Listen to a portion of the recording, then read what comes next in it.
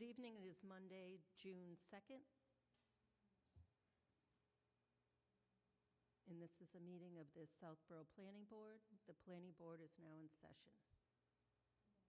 I don't have my little hammer.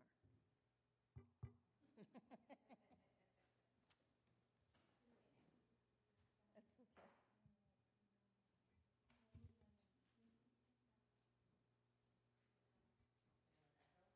Yeah.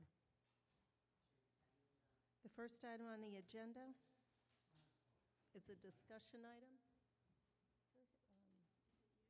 No. Your microphone's on. You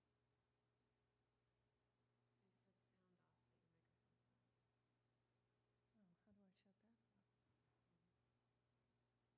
Oh, how do I shut that off? You're gonna have to just remember to turn it off. Oh, no, you don't, that's fine.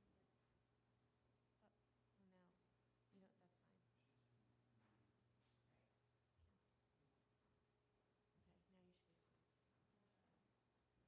The first item on the agenda is a discussion item.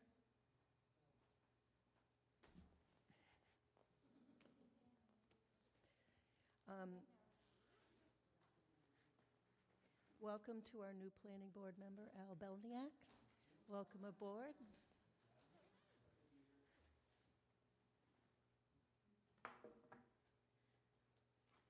Second item on the agenda.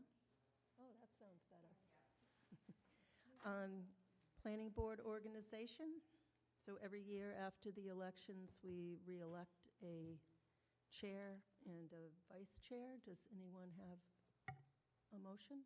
I make a motion that we reappoint Mimi as chair for the coming year. Second? Happy to do it unless someone else wants to take over. Nope.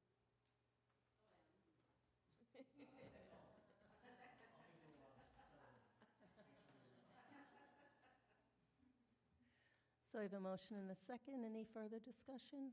Seeing none, all in favor. Latrell abstain. Houlihan, yes? Demuria, yes. Brascio, yes. Belniak, yes. And a vice chair. I make a motion for Marnie Houlihan to be vice chair for the coming year for planning board. Second. I have a motion and a second. Any discussion? Seeing none, all in favor. Latrell, yes. Houlihan, abstain? Demuria, yes. Brascio, yes. Belniak, yes. Congratulations, Marnie.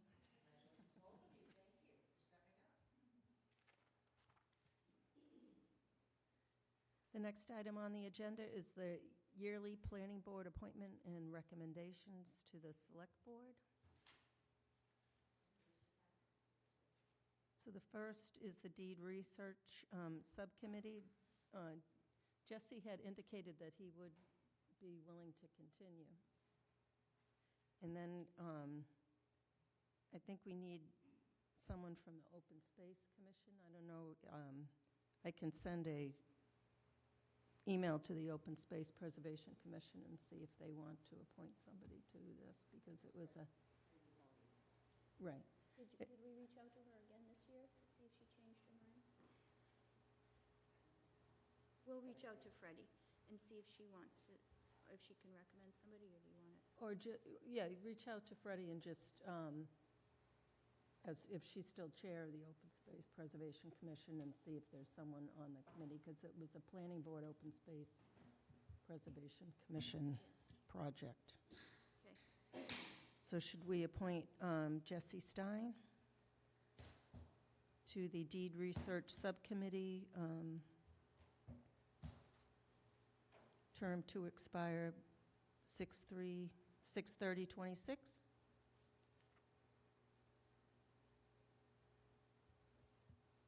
Oh, the new one. Yeah. So you just made the motion. Second?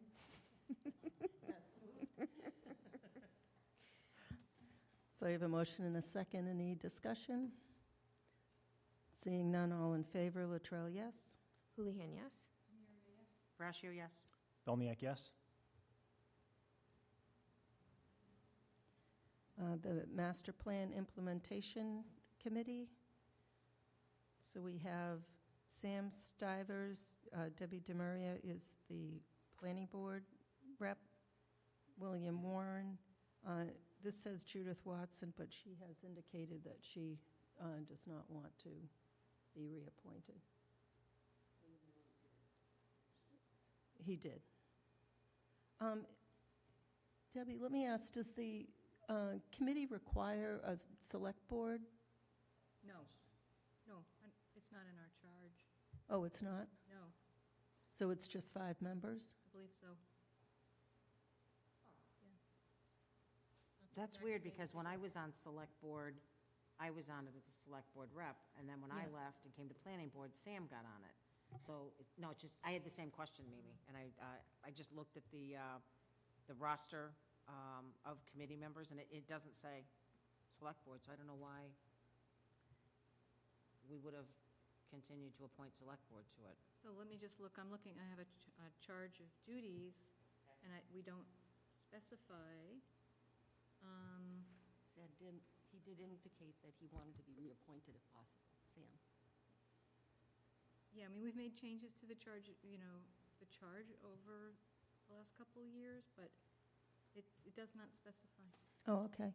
So if Sam wants to be reappointed, I'm fine with that. There are 2 vacancies. Maybe we can reach out to the select board and see if there's someone on the select board that would like to be. I'd like to offer that maybe another planning board member might like to join. That was the next thing I was going to ask. Okay, I will, in all honesty, Alan and I have had some great conversations. He's called, over the time, most recently over the last year, to just ask, some of the members at various things, and I've had great conversations with you, Alan. I really like his enthusiasm, and I was really hopeful that he might want to join, or even plan to stop by from time to time. So I just wanted to offer that if Alan would like to take the position, I'd be happy to offer it. Thank you, Debbie. Yes, we did discuss it, and I've thought about it since our last chat. My initial concern was understanding the time constraint and being able to devote the right amount of time versus not enough time. And so I've thought about it, and it's something I'm willing to take on if everyone else sees that. Sold. Wow, that's awesome. You didn't tell me that. That's great. I'm happy for that. Now, so the question is, can there be a second planning board member? So if, Should we have a member of the public? I don't think we've entertained this before. well, I don't think, if it's just 5 members, I don't think there's a problem with that. And I don't think it hurts because it is the master plan is under the planning board's purview. So in that case, then I'd like to stay. Oh, yeah, we weren't letting you go. Oh, okay. Oh.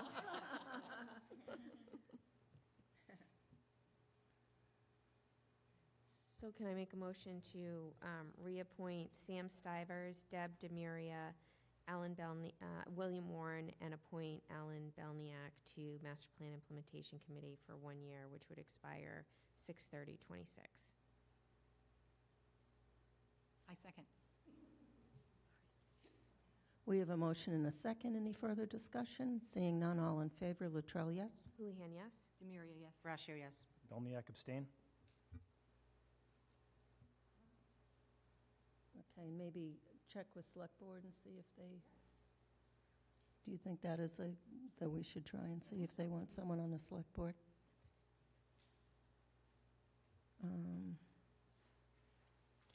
So the next is appointments of the select board, the planning board rep to the CPC. It's currently Lisa Braccio.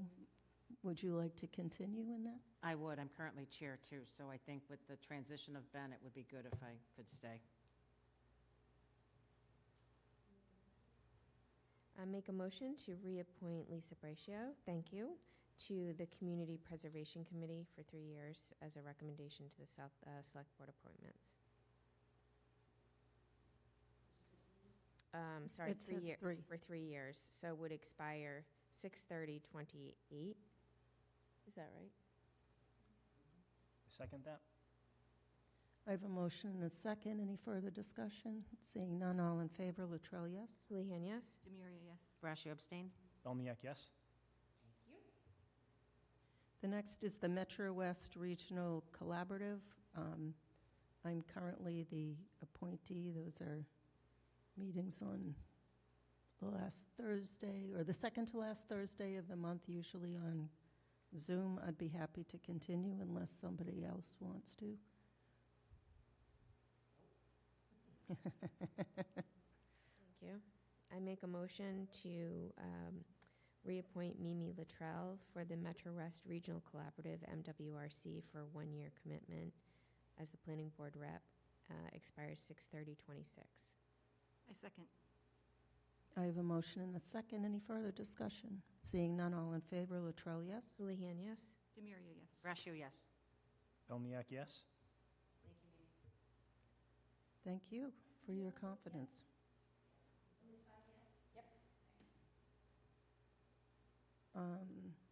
MAPC for the term of 2 years. Currently, Debbie DeMaria is on, and there is a vacancy. And from what I can tell, it doesn't, the collaborative requires a planning board rep and a select board rep. MAPC just says an appointee and an alternate. So if somebody else on the board wants to. Yeah.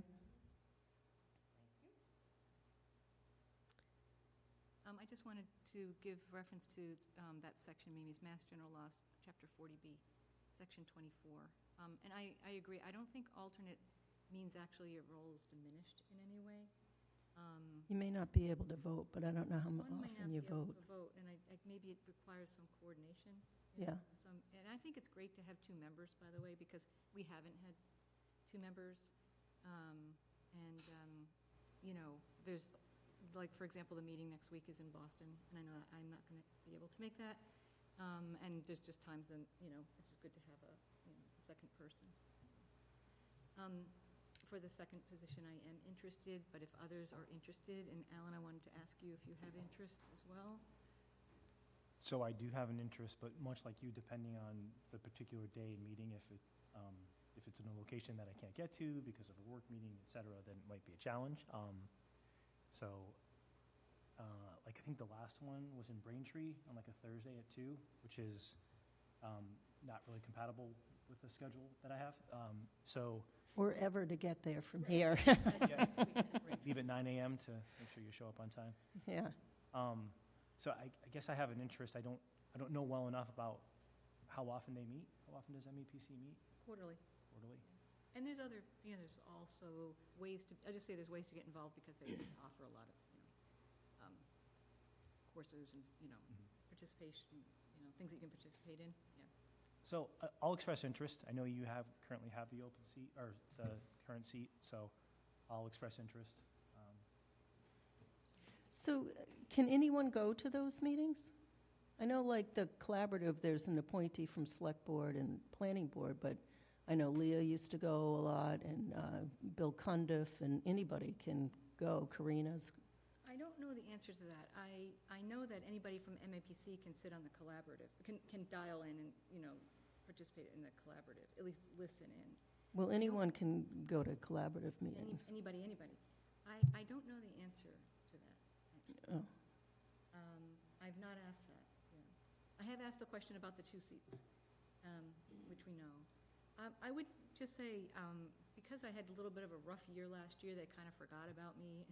So I didn't get to participate in all the meetings.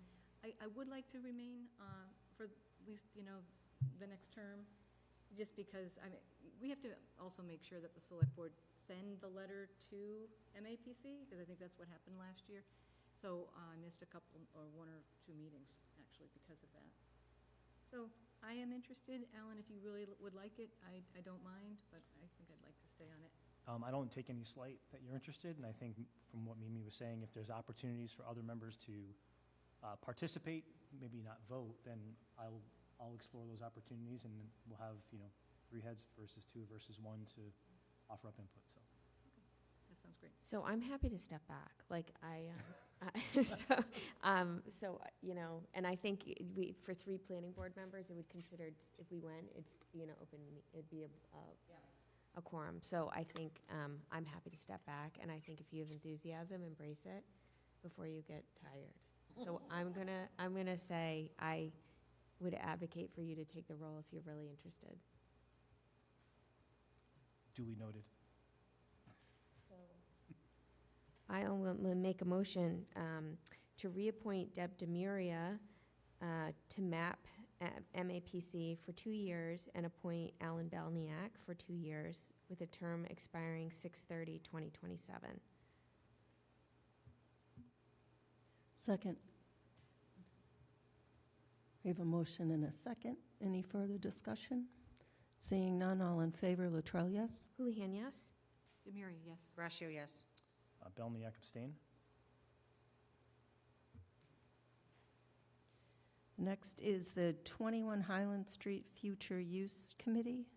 Currently, Lisa Braccio is the planning board. Are you the planning board rep on there or just on there? Planning board rep, I believe. Okay. And would you like to continue with that? Yeah, so we're at the point where we're getting ready for a public forum, and one of the things that's kind of holding it up at this point, we're supposed to have a report by 6:30, is waiting to hear what potentially could happen with Neary and Finn, which would play a role into if we were going to dispose of the building. So we're going to ask the select board for additional time to extend the charge, maybe another 6 months, just so we can wait and see what happens at town meeting, whatever the decision is. But we're at the stage where we've done an open house and people have walked the building, and we're getting ready for a forum. So I would like to continue. I think it might be tough for someone else to jump in at this phase. Thank you, Lisa. I make a motion to reappoint Lisa Braccio for 21 Highland Street Future Use Committee until the term, or the committee, is it a 1 year? Yeah. But we don't know. Yeah. Okay. We'll say till 6/30/2026. I second. I have a motion and a second. Any further discussion? Seeing none, all in favor, Latrell, yes? Houlihan, yes? Demiria, yes. Brashio abstain? Belniak, yes. Very good. The next item on the agenda is a discussion item, 96 Mount Vickery, Ruby Estates Covenant Extension Request. Karina, you want to bring us up to date on this one?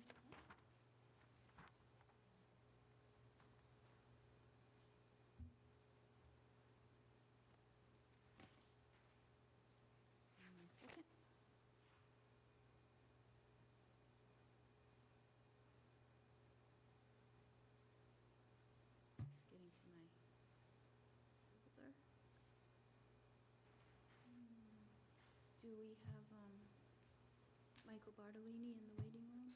Like, is that you in the waiting room? Yeah, that's me. Can you hear me? Yep. Oh, okay. Okay.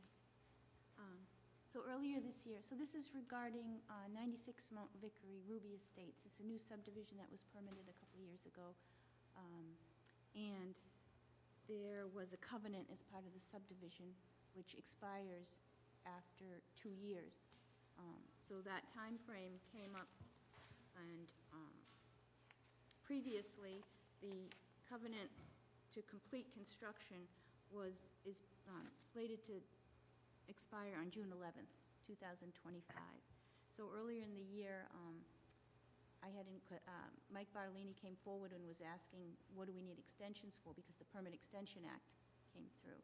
And anything from January 2023 to January 2025 would get an automatic 2-year extension.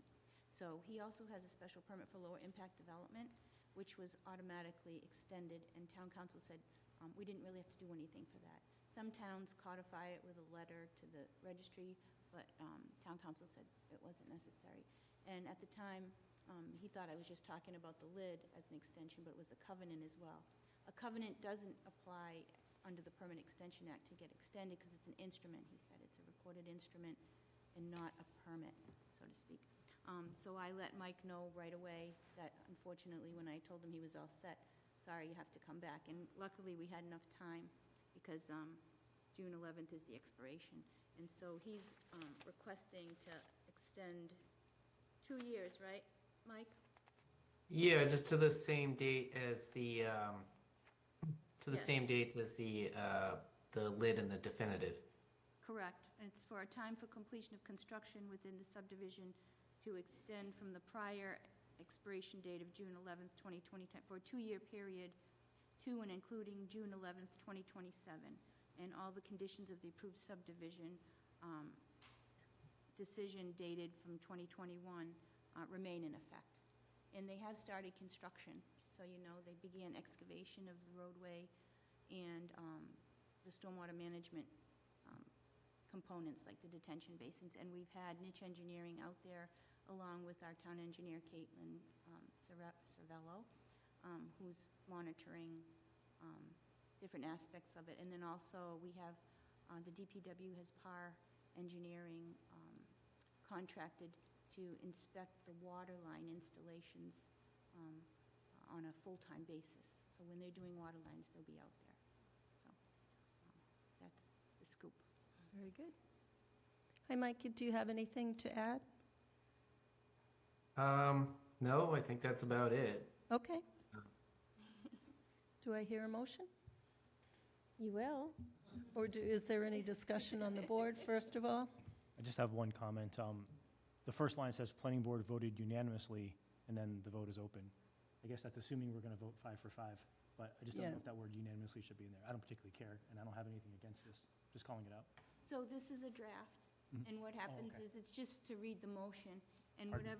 whatever gets voted, we change this tomorrow, or Okay. we can go do it really quickly before you leave, and then so it gets signed tonight, and Colleen is a notary. Okay, thank So you. We'll edit it quickly. So when you vote against it, it'll get changed. Any other questions or comments? Okay. I make a motion to extend the 96 Mount Vickery Road Ruby Estates covenant extension from the prior extended expiration date of June 11th, 2025 for a 2-year period to and including June 11th, 2027. Second. I have a motion and a second. Any further discussion? Seeing none, all in favor, Latrell, yes? Houlihan, yes? Demiria, yes. Brascio, yes? Belniak, yes? All right. Excellent. So Mike will complete this form and have the planning board members sign it, and Colleen will notarize it, and then we'll file it with the town clerk. Then you can pick up an attested copy at the town clerk's office, and I think it's the $10 fee. And then you can record this as required. Okay, great. Thank you. Good? You're welcome. Thank you. The next item on the agenda is the ADU bylaw. So as we all sadly know, it failed at town meeting, and I had asked whether we want to bring it back. If we want to bring it back for November, we should start working on it. So my initial thought was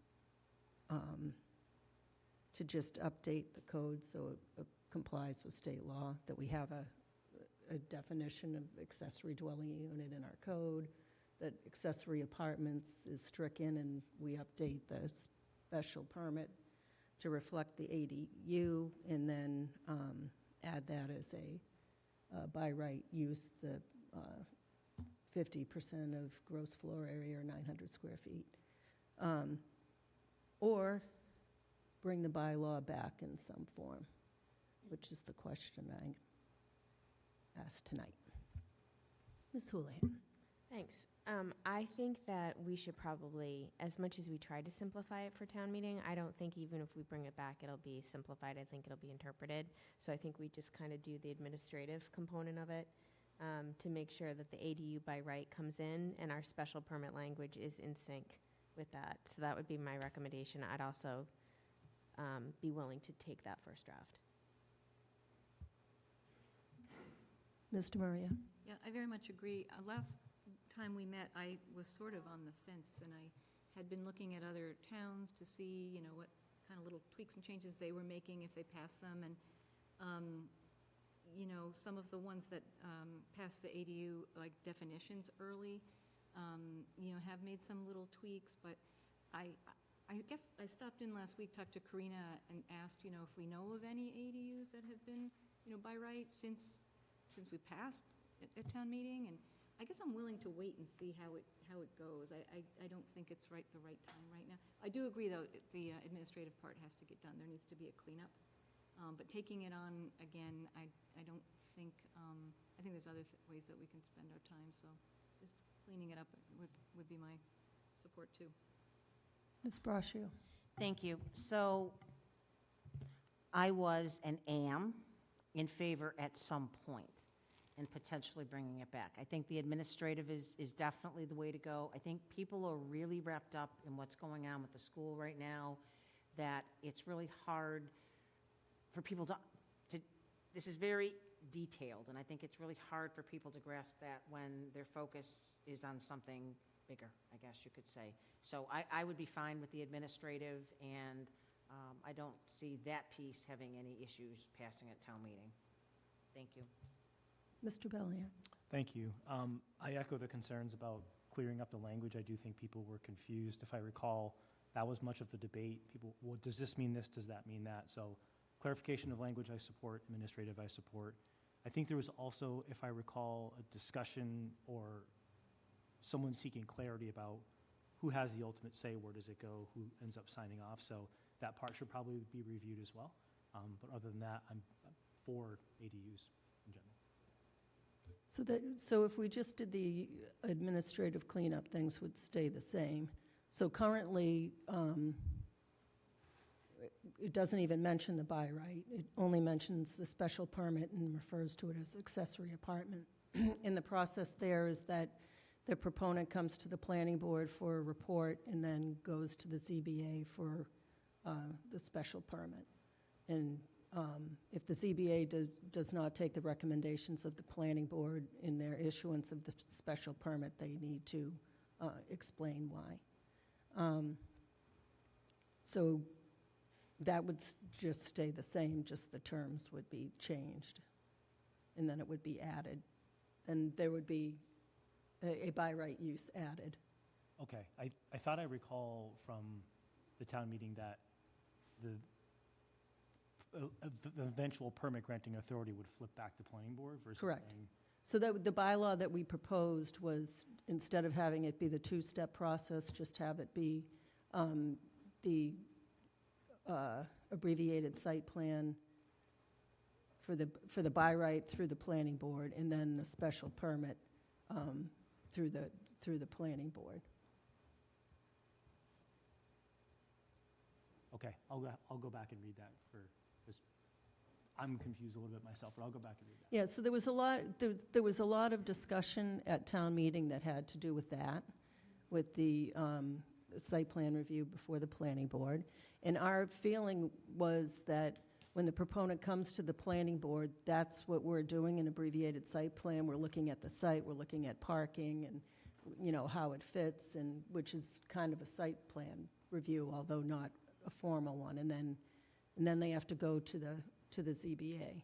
So our thinking was that it would just simplify it if they just come here to the planning board and be done with it, because the planning board does site plan review, not zoning board. And then the other thing was the short-term rental seemed to cause a lot of confusion. But I had a difficult time taking what message was being sent, because there were two amendments. One was to remove the planning board as the site plan granting authority, and that failed.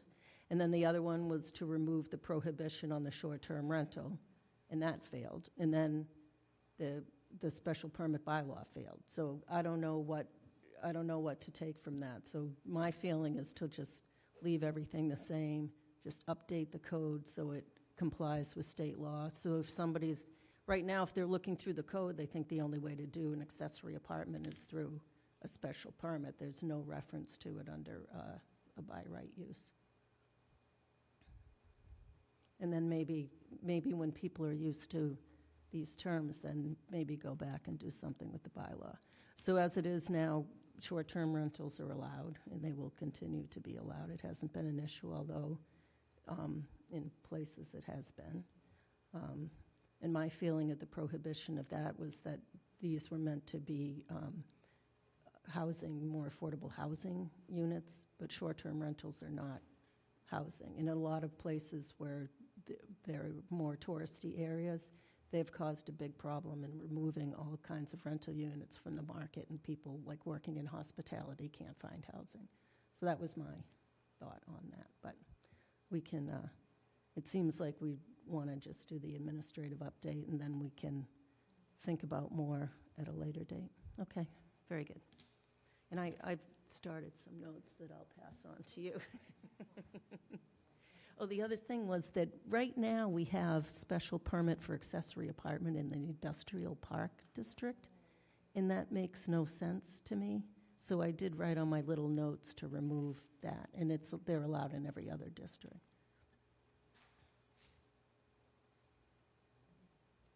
Amy, I just want to say, I'm still interested to understand more about how we could streamline the process for people. We had somebody here, was either Central Street or Winter Street, a special permit for an accessory apartment.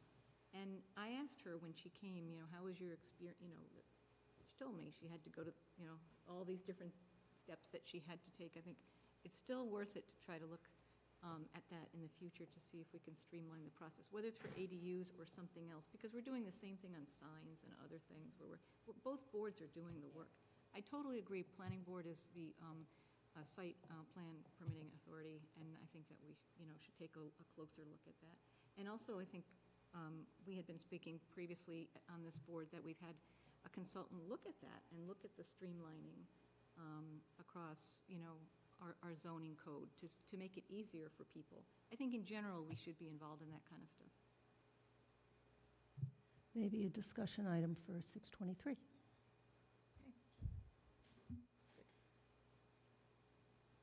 And Marnie, if you need any assistance, you just give me a call. We have all the old files. I did archive some of the Dropbox, but a couple meetings back are the old documents on. The next item on the agenda is discussion items, subdivision rules and regulations update. So the reason this is here, they have not been updated since 1986. And the building commissioner has found some issues with the way the depth of pavement requirements and, what did I say? Oh, sorry.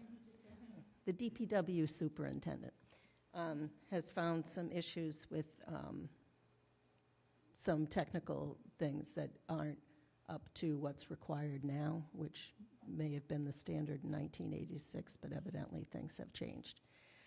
So he has started sending his opinion. I have a couple emails from him on pavement and something else.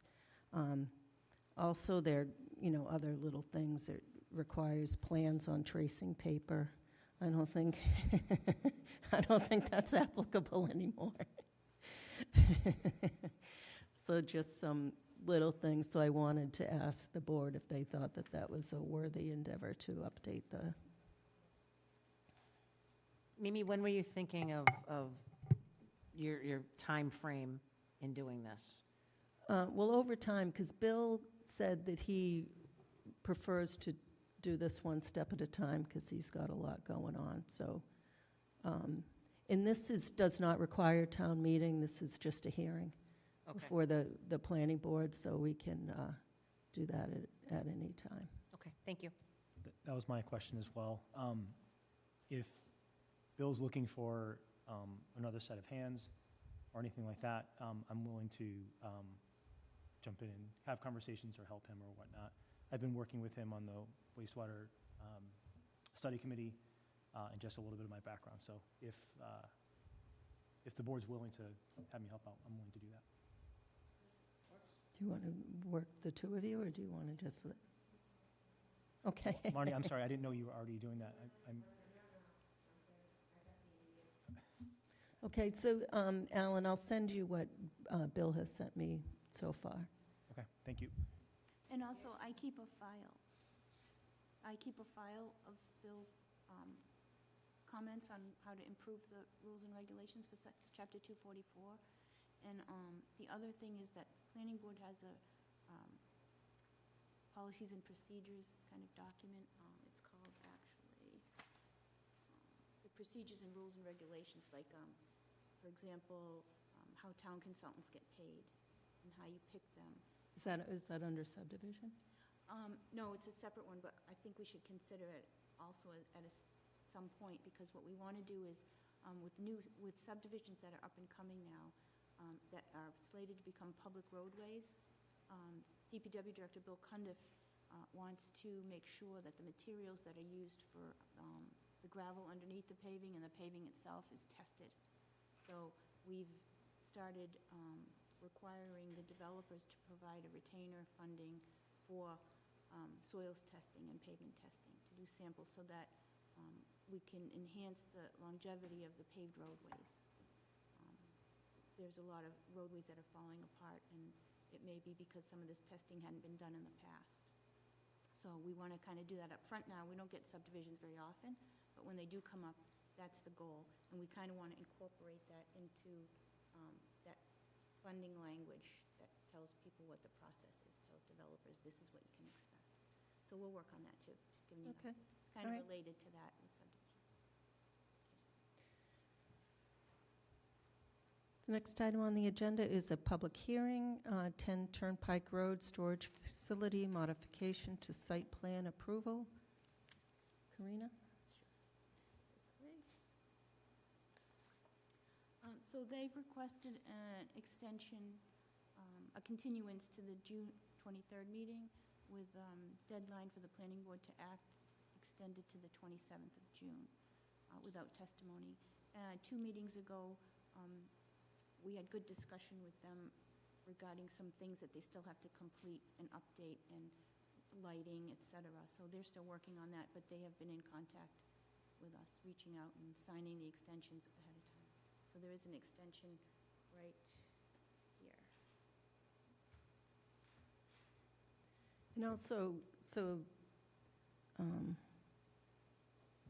their first meeting was 4/28. They continued without testimony on 5/12, and then again today. So Alan and I had a discussion, and he would like to participate because he can do the Mullins form for the 4/28 meeting that he missed, and no testimony doesn't require participation. So, and we ran it through town council, and he said that wasn't a problem. So we were going to, pose the question to the proponent, make sure there was no issue, and then Alan was going to participate.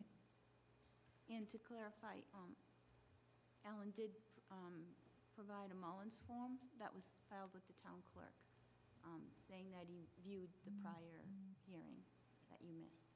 So he should be good to go when at the next meeting. Thank you. Perfect. So we need a motion to continue. So I make a motion to continue the public hearing for 10 Turnpike Road Storage Facility Modification and Major Site Plan Approval to June 23rd at 7 p.m. I second. I have a motion and a second. Any further discussion?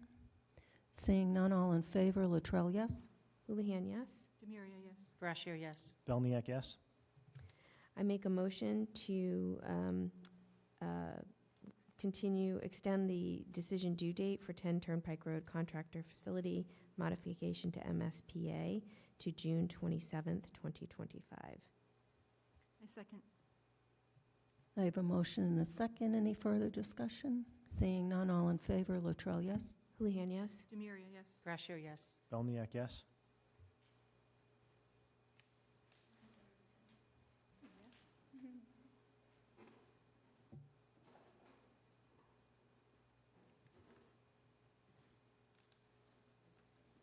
That's okay. Yeah, I'm good. We're good. Next item on the agenda is a public hearing, 250 Turnpike Road Contractor's Yard Major Site Plan Approval, and special permit for lower impact development. Karina, can you bring us up to date? I can. We can sign this after.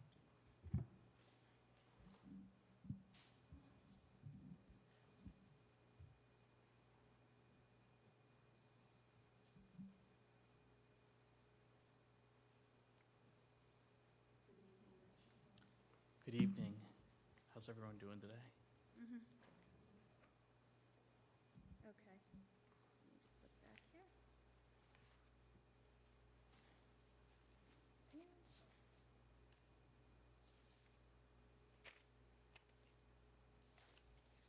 All right, so at our last meeting on May 12th, there was discussion about some additional landscaping to provide the buffer for the residential zone that's abutted. And I was out on Friday, but you provided a PDF and on submission number 7. 7, yep. Number 7, yes, and so we don't have hard copies yet. So as soon as you submit that, then I can review them and get them out to the board and the departments. Yes, George Bonan on behalf of the applicant FD 250 Turnpike LC. To that point, Karina, I think it would probably do us well if I was able to have a little bit of your time during office hours just to go over the PDF I sent you, make sure all the I's are dotted and T's are crossed before I print everything and we make a final submission to the board, if you wouldn't mind. No, not at all. Just let's pick a time. If you call me tomorrow morning, Will do. and we'll pick a time when I have my calendar in front of me. Absolutely. What do you think, about an hour? Yeah, hopefully less. Maybe more. All right. We also received, at the April 28th meeting, there were comments from Open Space Preservation Commission Chair Freddie Gillespie regarding native species and plants related to that. And I think it was forwarded to you as well. She had provided some feedback for you in your selecting of. Correct. I believe it was in reply to a question I had about native species, and she was very helpful in directing me as to the list. All I right. think, as I recall, the species were right on They the were last right on. time. They were right on. And yes, it is submission 7. So as soon as you get that, we'll look at it and then you can make official submission. Fantastic. Anything else? One last thing I want to let the board know, if you recall at the last hearing, Chair Luttrell, you had pointed out an access drive behind the self-storage building. That is actually, I wanted to be very transparent with the board, and this predated me, so I was just unsure how to answer, but that is meant for vehicles to go up and down. It's already been included as part of a notice of intent submission. It was approved by Concom already, and that's why we were able to clear away any vegetation that was in the way, but it is meant to have vehicles go up and down it because it leads to a hung door, just a regular door in the basement, but we want people and servicemen that service the utilities to be able to back their trucks down to the basement door and unload and load large boxes or tools without having to go into the front of the building, take the elevator down. So that was the purpose of it. I was intending on providing a memo with this next submission and attaching the order of conditions, showing you that Concom specifically approved an additional driveway and that it references plans that show the proposed access drive. Thank you. All set? Yes. Ms. Houlihan? Yeah, just a point of clarity, this was the conversation that we said, let's not market access drive. Like, that Correct. was that behind the building on this line, like on the zone. Is that what we're talking about? Okay. Yes. Yes. All right, thank you. Appreciate it. No more questions. Mr. Maria? Hi, thank you for coming in. I don't have any questions for you tonight. Thank you. Ms. Braccio? Thank you for coming in. No questions. Thank you. And Mr. Belniak cannot participate because he's missed more than one meeting. So to be clear, that is for vehicles. That is not- for vehicles, It was yes. discussed, it was pedestrian access, but that's not, Correct. okay, all right. And so, so if a plan's ready to be submitted, do we need anything else? I think niche was pretty Yeah, I think much it was finished. Finished. So I don't think we need, Right, it was just the lingering landscaping and some minor comments from the last meeting. Yeah. Um, There were a few changes I made to the site plan per our discussions, and so it's not just landscaping, but there were some. Septic system, did you have to move? Correct, Mhm. yep. Yeah. That was encroaching, that has been moved. If you recall, there was a missing arrow pointing to the sign that Oh, yeah. Right. warned vehicles coming into the site of people backing out of the spaces. An additional handicap space closer to the contractor's yard building. There may be one or two other things, I can't recall them off the top of my head, but there were some changes made to the site plan. And I believe we granted the waivers? Correct. Yep. we did that at the last, Mhm. not all of them, but the ones we granted, we granted. The loading zone has been removed per your waiver approval. Okay. So does the board think it needs to go back to niche for these little cleanup things? Because most of their last comments were on the waivers, and it's up to the planning board. Yep. And then that septic system, there was one little corner still within the 100. I think we can figure out if it's not in there anymore. Yeah, so we'll probably be all set for the 23rd. Then I just wanted to make sure we had the time and we wouldn't be back in the same situation. Okay? And also, I'll try to get draft decisions Mhm. so that we can look at them already. No guarantee, but I'm going to try. That would be great. Thank you, Karina. Okay, so I will make a motion to continue the public hearing for 250 Turnpike Road, Contractor's Yard Building, major site plan approval, and special permit for lower impact development, the lid, to 7:05 PM on 6/23/2025. I second. I have a motion and a second. Any further discussion? Seeing none, all in favor, Latrell, yes? Houlihan, yes? Demiria, yes. Brasher, yes.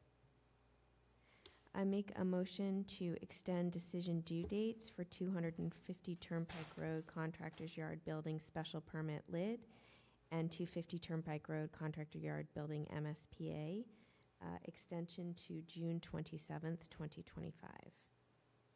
I second.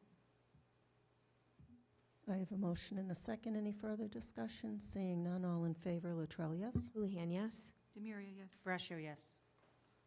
Very good, thank you. See you the 23rd. And give me a call tomorrow. Yes, I will. Thank you, Karina. Okay, the next item on the agenda. Oh, my computer says 7:20, but that doesn't. What do we go by? Okay. The next item on the agenda is a public hearing, 26 Meadow Lane, Reservoir Meadows, major site plan approval, special permit low-impact development, and special permit for major residential development, flexible development.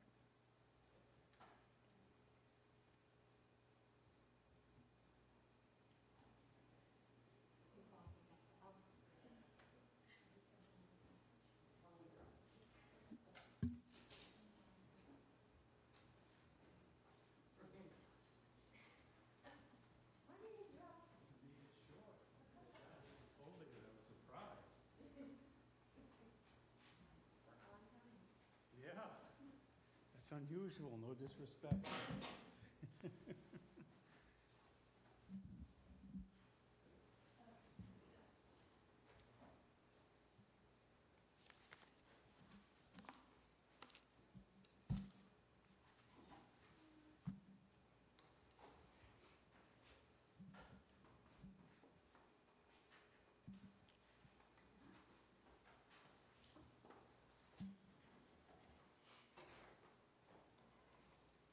Did you already open for us, or do you need a minute? Okay, yeah, I'll give you the moment.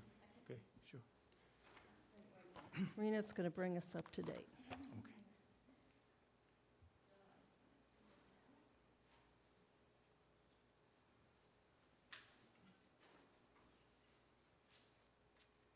All right, so the last public hearing was on May 12th. There was an extension signed to continue the meeting to this evening with a deadline for action to June 6th. That was filed with the town clerk. Previously, you had submitted some response comments, Peter, that did not go to Fuss and O'Neill because we didn't have the revised Correct. plans yet. So on May 30th, on Friday, we received a PDF and also submission number 5, which included a cover letter to the planning board with comments, site plans dated May 20th, and a hydrogeological assessment and water balance calculation report. I have vetted that the PDFs match the hard copies. They've been distributed, submission 5 has been distributed to the planning board members. They will go out to Fuss and O'Neill tomorrow morning Okay. for their review. They've already gone to the Conservation Commission, and Conservation Commission has already forwarded them to Fuss and O'Neill as well. And I believe they're the same plans, They are. correct? Okay. So they'll already get a taste of what's coming. Okay. And if you recall at the last meeting, I think there were some changes and comments that the planning board had regarding the easement, the open space easement, Right. et cetera, and some figures that had to be matched. Correct. That's where we're at. Very good, thank you, Karina. Welcome, Mr. Bemis. Yes, good evening, thank you. Peter Bemis, Engineering Design, here on behalf of 39 Pine Falmouth and William and Christine Poutre. So you did get the packet. I was giving it to you this evening, so I don't expect you to even understand any of the documentation that's there. But trust me when I say that when we met last, you asked for certain things to be done, and we tried to deliver those. So it's a comprehensive hydrogeologic assessment water balance calculation with proper referencing. It's like it's a research paper, because that's the way we thought we should treat this. So you've got the documentation, you've got the backup, and you've got the assessment from the hydrogeologic perspective, and then the hydrology on the water balance. A lot of the water balance calculations are theoretical. We typically look at those on much larger regions than a real microscope like this would be. You'd be doing this on a much broader base. But the assessment is requested, it's part of the LID, and we took a good crack at it. Essentially, on water balance, the only delta is the fact that we consume water supply from municipality. If nothing is withdrawn from the ground at that location, and you put it back into the ground. So other than that, you have to think about what's really happening, evapotranspiration. We've got an existing runway, airstrip, in a Res B zone that's going to be eliminated. It's a good thing. We're putting back some houses. We're going to have some pavement associated with it. So to me, there's like a push and a pull there. So they kind of equal out. And the meadow's pretty much staying intact. We're creating some new areas with meadow because the runway's going to be removed, and we'll be distributing it to a different location. But the grasses are going to kind of do the same thing. So at the end of the day, evapotranspiration doesn't change much. Whatever precipitation falls, it falls. We're trying to do a really good job of collecting it, getting it back into the ground, treating it, making it better. So that's a good thing on a quality side of it, but you don't get any sort of credit in the balance for that. So I think when you finally review all of this, you'll find, as we had stated through much of the other documentation, that we were doing all of this. We were doing good things. We had good housekeeping measures. We had good best management practices for stormwater. It's just now that you've got the backup for it, and you've got some citations from USGS or Soil Conservation Service that you might not have had before.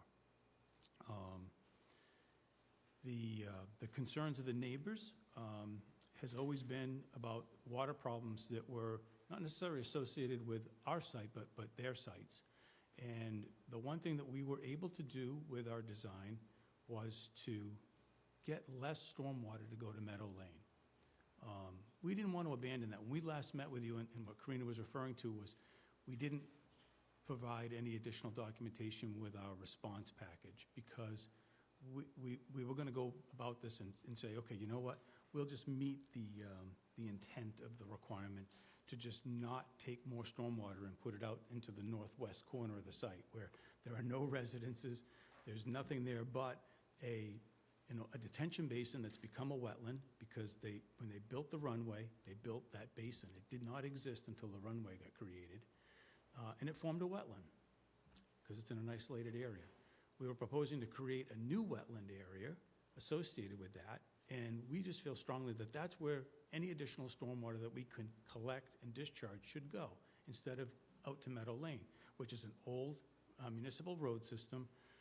It didn't even have a proper outlet for it. Went through private property before we got involved in the project, and we actually Mr. Poutre agreed to deed an easement to the town, so there was the ability to get that stormwater to where it landed. So we came, instead of going in and just taking what Fuss O'Neill's comments were and say, okay, we're just going to address it and just be engineers and say, okay, we're going to match and make everything look good. I'm coming back and saying, no, I'm not going to do that. We met with Conservation. They liked the idea too. We're documenting everything, and we're explaining why we should discharge more water to the northwest and less water to Meadow Lane. And that's to help the neighborhood and help the street. So we stuck with that. So that documentation's there. The drainage calculations that we presented back in March is that design. We had started a whole new project plan. Again, we submitted parts of that to respond to Fuss and O'Neill, and we did the drainage calculations, but we're going to pull back on that and go back to the previous one that we had done. So the last piece from the last meeting was the area calculation, and if there was just one exhibit, if I can just share the one exhibit from that set, Colleen, if you can bring it up, it would be the overall plan, because I can just show you through the color coding. It's just going to make it easier for the board to digest what we've submitted here. So it's going to be sheet 9 of 10. Would be the one I'd like to share, if I can.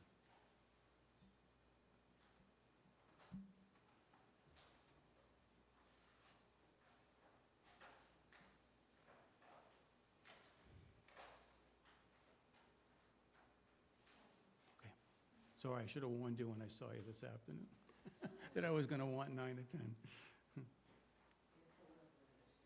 Okay.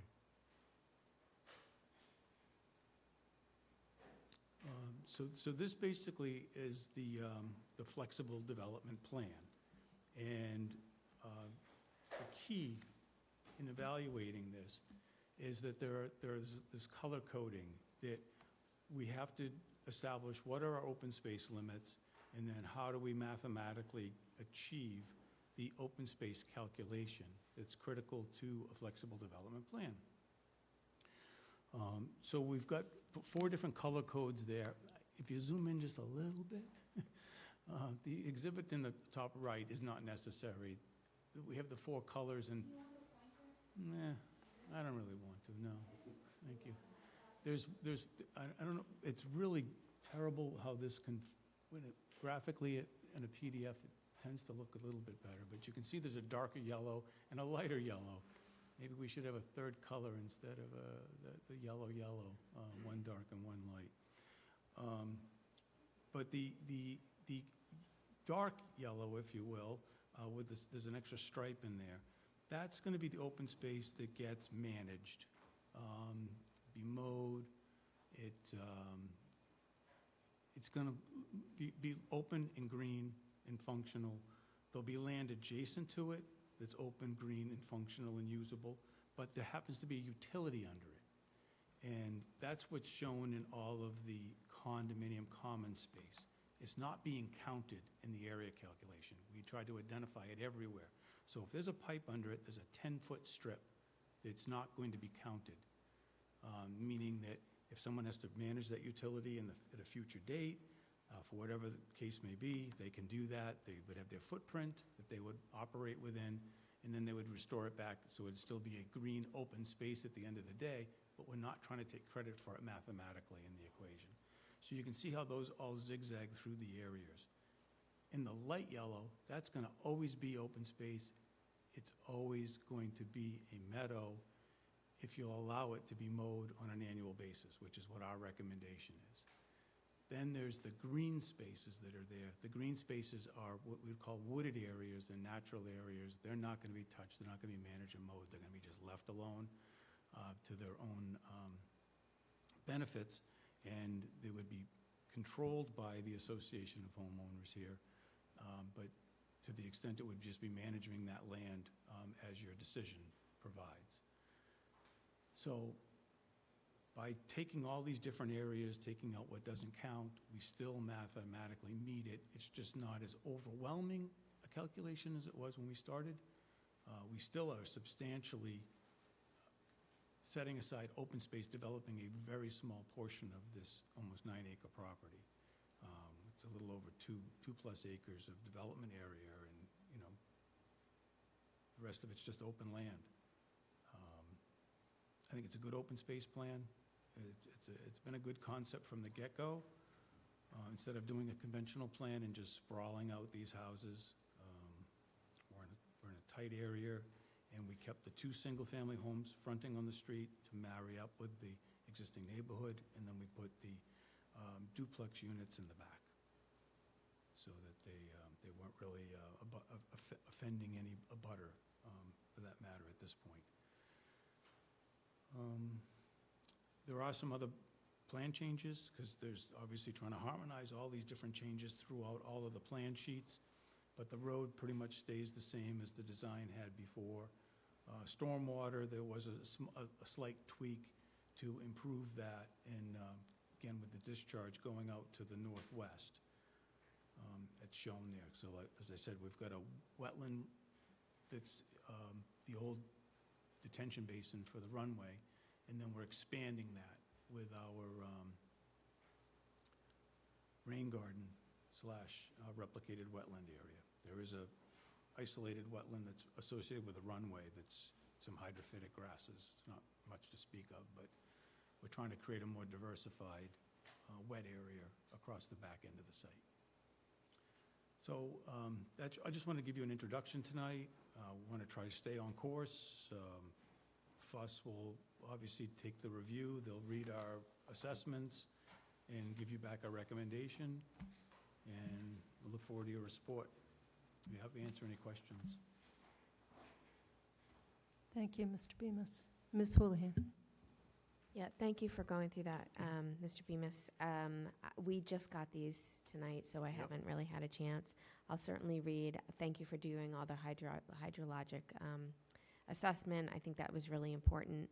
I know that from prior conversations we had, that just doesn't fall within your court, was really around the homeowners association, and hearing from, I think David Williams had suggested that he would come back to the planning board with some commentary. So the hope that we would hear from someone representative from the neighborhood, just understanding their perspective on that easement, and then that's the only thing that I think I'm waiting for. And then obviously the people who go through this that have the engineering qualifications. So thank you very much. Sure. Mr. Maria. Yeah, I just wanted to follow up on that, because at the last meeting, I think, with the resident, Mr. Williams, there was a discussion about a pipe that has some kind of a sheath or something. I thought it was proposed to him, and I know he's an engineer, and I was wondering if you followed up with him on that, or if he's had any follow-up, or... No direct, but I'll reach out to him, definitely, because I want to be on the same page when it comes to being able to protect the utility. I was going to put a sleeve in. Yeah, that's what it's Sleeve. referred to. Yep, it's a sleeve, so that they can take care of their utility at a future date if need be. So we would do that. Sure. Yeah, that was Yeah, my... I'll commit to that and have that before the next meeting. Okay. Thank you, appreciate that. Ms. Braccio. Good evening. Thank you both for coming. Again, as Marty said, I haven't really had a chance to go through the plans, but I did have a couple questions. I actually went to the site, so I actually just have a couple questions on, if you leave 9 up, because my questions are relative to that. Okay. Excuse me. On the left-hand side, the common open space, I know that the gentleman that lives in the house, the the McGovern family wanted that mowed back because of his dog and whatnot, but that's like a quarter of an acre. It's not a lot of space. It's what he had asked for and what we did, if you look there, so we can separate those spaces so they're clear, is we agreed to put a split rail fence right behind that. So if you look at between the dark yellow and the light yellow, you see a split rail fence. Yep. So that it can be easily identified. We're just trying to accommodate, as we have throughout this process, requests from the neighbors. His request was just, can you give me a little bit of a buffer zone there? Because, you saw the letter, I believe, Yep. I think, that he said that, he turned his back for 1 minute to go inside for a soda and came out and there were 3 coyotes around his dog. And so he asked if we could give him a little bit of a buffer space. And where it's common open space, it meets all the open space guidelines. I thought that that would be something that would accommodate him, keep him comfortable. And that's what the letter he had sent and how we tried to accommodate it while still staying within the guidelines. Yeah, no, I understand that. I guess my concern is it becomes lawn. It becomes an extension of his lawn, basically. And I'm not sure that, in my mind, it meets the definition of open space. And when we initially talked about it, it was, just, a smaller area. But now when I look at it, it's actually a quarter of an acre. It's He doesn't own that space. correct, we but it's own it. maintained. It's basically extending his lawn, though. In a sense, Bill, So again, I'm just sharing Yep. some initial thoughts. I mean, it's a beautiful piece of property, And I just wondered around the 2 houses, the Dumont and the Bree. So why is there going to be maintained lawn? Because there's a fence there. The only Just curious. purpose was if we ever had to, and this was probably trying to take this to a higher level, but if we had to get back there for the purpose of any maintenance. Okay. While we do have an easement to go through their property and through their fences. Yep. The theory was, let's do this. We're not going to disturb their fences. We'll go around the back end, we'll maintain it, and the split rail fence, it's not, 15 feet? Yeah. It's not wide. It's, the only purpose was if we have to go back there, rather than going through their fences and so forth afterwards, let's try and keep away from, again, same thing, we're trying to keep all the neighbors we've tried to listen to all of their comments to the best of our ability. No. So that's the only purpose there. And I appreciate that. And I will tell you, I think after being out there and seeing it, I was going to suggest a split rail fence. So I am more than pleased to see that on there. I think, it protects the open space. One question on the grass meadow. So topography-wise, I'm assuming there's a line of mature trees right before the slope going down? And some on the bottom, probably not as many on Right, the I'm slope. not so much concerned about the bottom, but are you planning on taking down that line of trees? We're not touching trees. Okay, so that whole line of trees, other than the little saplings, that if There- you won't mow the meadow, you're taking those little There will be no saplings down. trees taken down. Okay, because, that actually gives a really nice buffer to. It does, and if you're out there in the spring, they really light up because there's a lot of dogwoods and there's a Yep. lot of white flowering trees that are out there, and it's actually very pretty. Yeah, no, the meadow's very, very pretty. And I will just end by saying that I was astounded by the number of birds that we saw out there. Even a bird, I have no idea. I took a picture. I have no idea what it is. I've never seen this bird before in my life. So, They sit on our back porch, and it's absolutely amazing to it was watch. beautiful. So those are really my only questions at this time, and thank you for coming in. Appreciate it. Of course.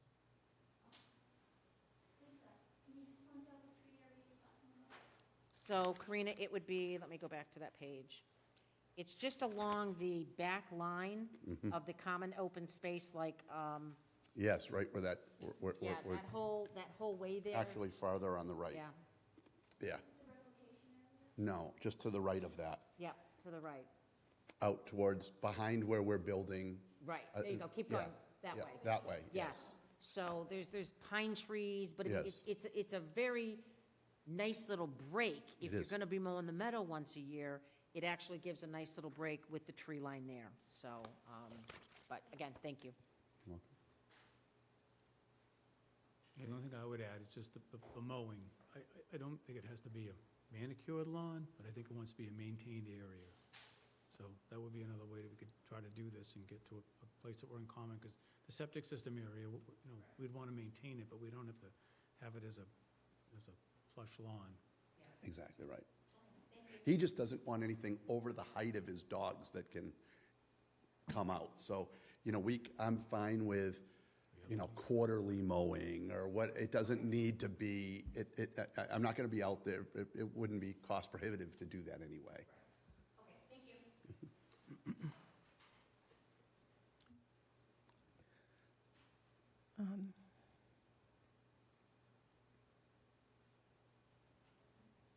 So I went out also with Ms. Braccio.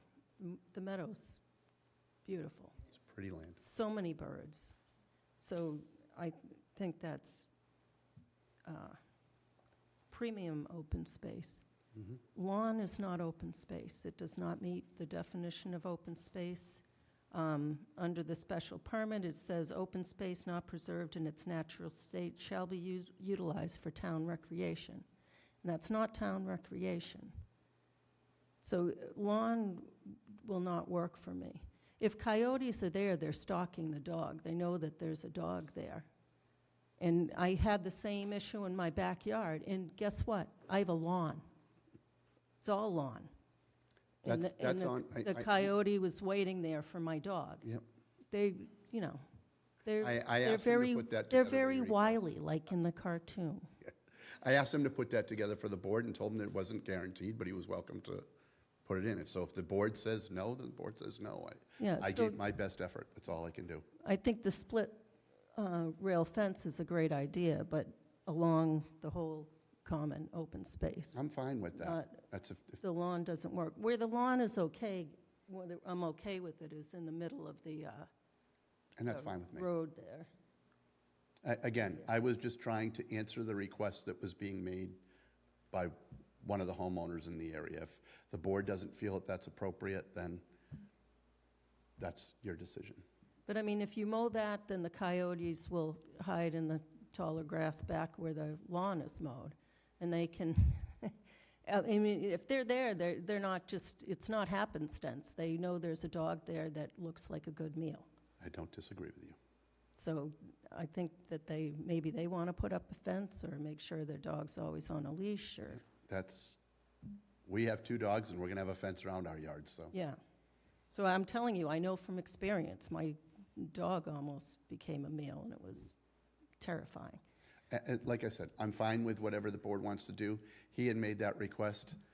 He said, how do I do this? I said, well, one of the ways to do is to send a letter to the town planner, and that's what he had done. Okay. And so then now it's up to the board to make that decision one way or another, and I'm okay with whatever your decision is.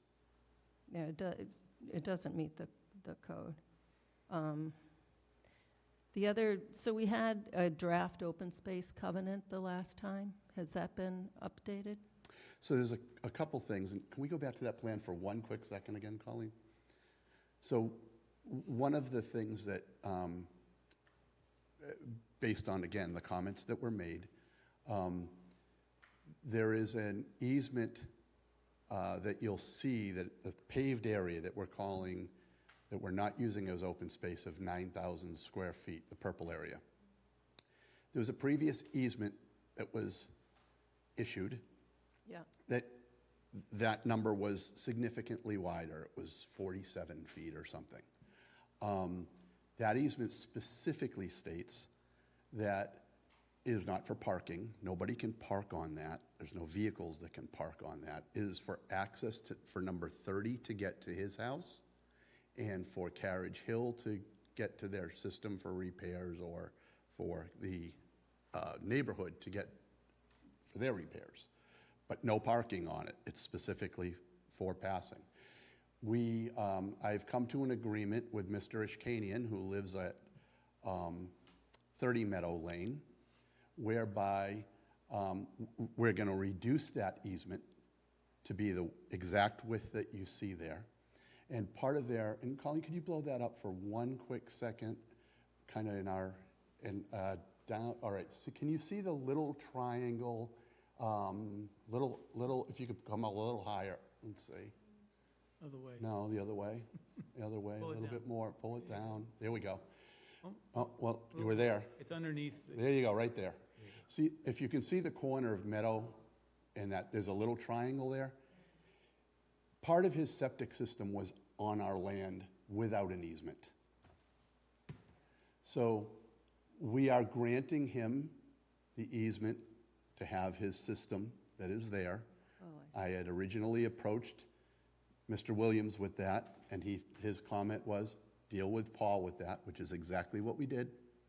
And I have that letter from Mr. Williams if you need me to provide it.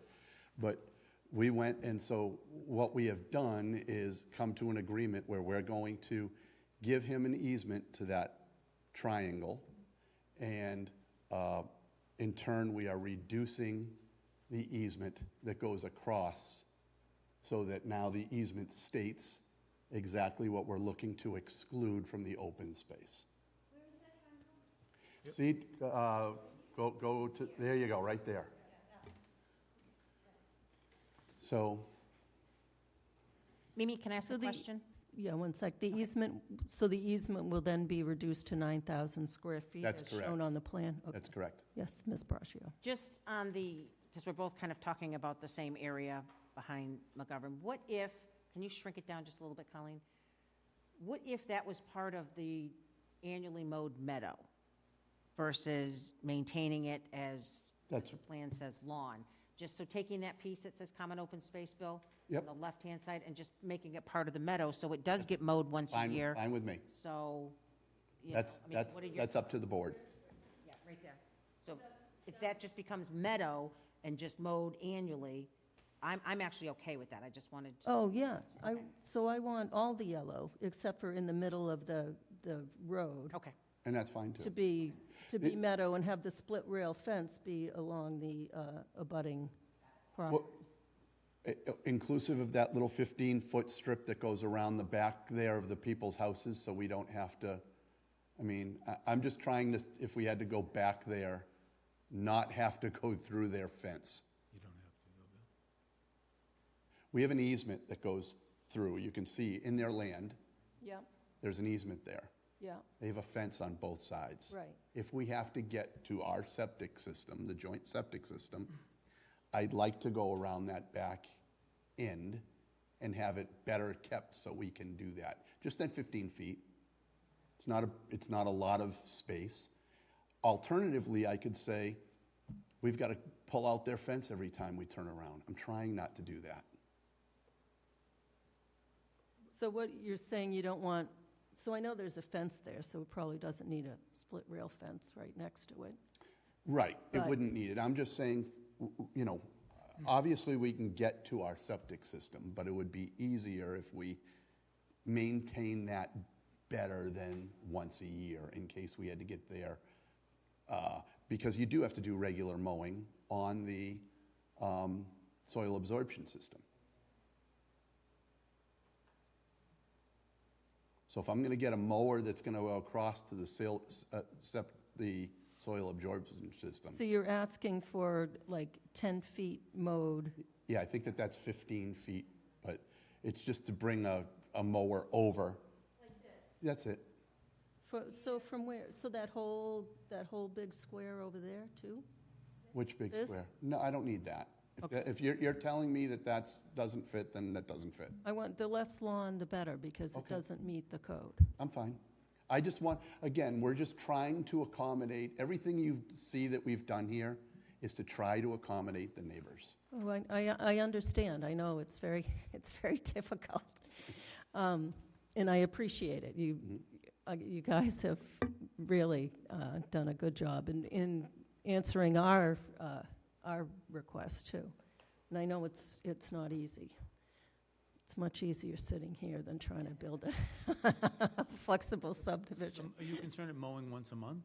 I mean, just, because So- I don't see it needing to be a lot, but the septic area, we should keep some maintenance over Yeah, there. yeah. That's- So once a month for that soil absorption system, which isn't That's more than included in the fine. open space, and then you said a 15-foot, That 15 feet around to the, kind of the area that comes back that way to our loop road. And then, well, you got to get to the loop road, because that's where that's just where the equipment would come through. We're not counting that as space anyway, because it's purple, so that shouldn't be an impact. oh, so from just there to the beginning of the Yes. purple? Because what I was going to say is if we just define it, as the access strip, we can put a split rail fence and go up through it. I'm trying to be less is more sometimes. Yep. So if we were just kind of maintaining a strip, there's already a fence in the abutters' yards.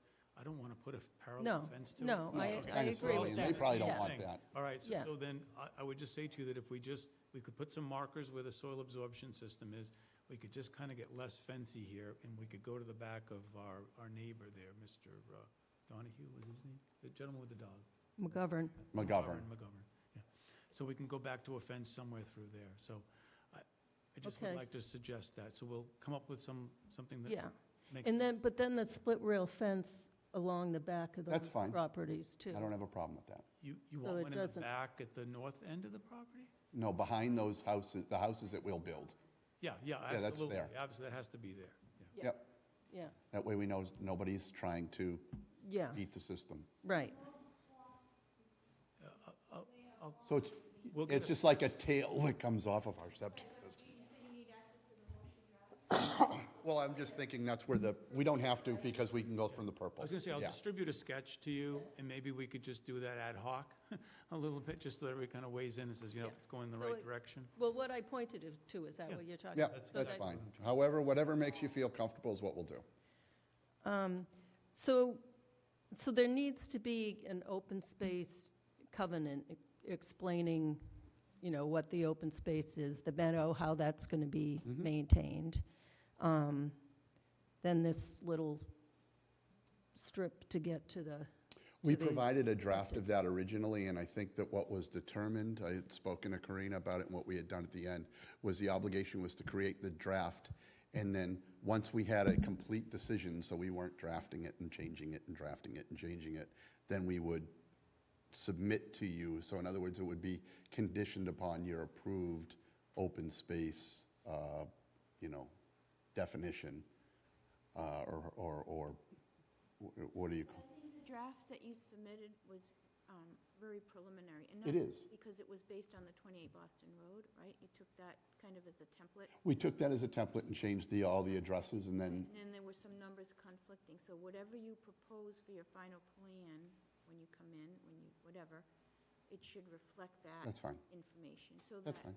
it's not, accepted now, but there's conflicting square footages Right. and things like that. We just hadn't done that because little things like this Yep. can happen at every meeting, so we weren't Yeah. continuing Towards to the end, to make. So that mowed portion needs to be referenced in there, Yep. so we know exactly what it was, the natural open space that Yep. isn't going to be touched, the meadow, which Absolutely. is mowed after I think August 1st is, Yeah, usually it's once a year after August 1st. yeah, so you don't mow over the grass nesting birds. Yep. Yeah, I think that, and then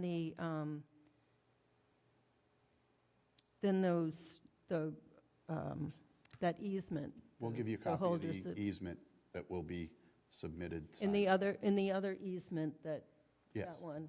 Yep. Just the response of those that are the grantees of that easement, their thoughts on what you had proposed on the sleeve and to protect their interests. Correct. That's really, we don't even have to do the sleeve. We're doing that for their benefit. We don't. Right. We could just eliminate that whole thing and we take out that issue that anybody has, but we were trying to do it as a, Understood. It's And just to make sure that they, if they don't want it, Also then great, it costs understand me that. less money.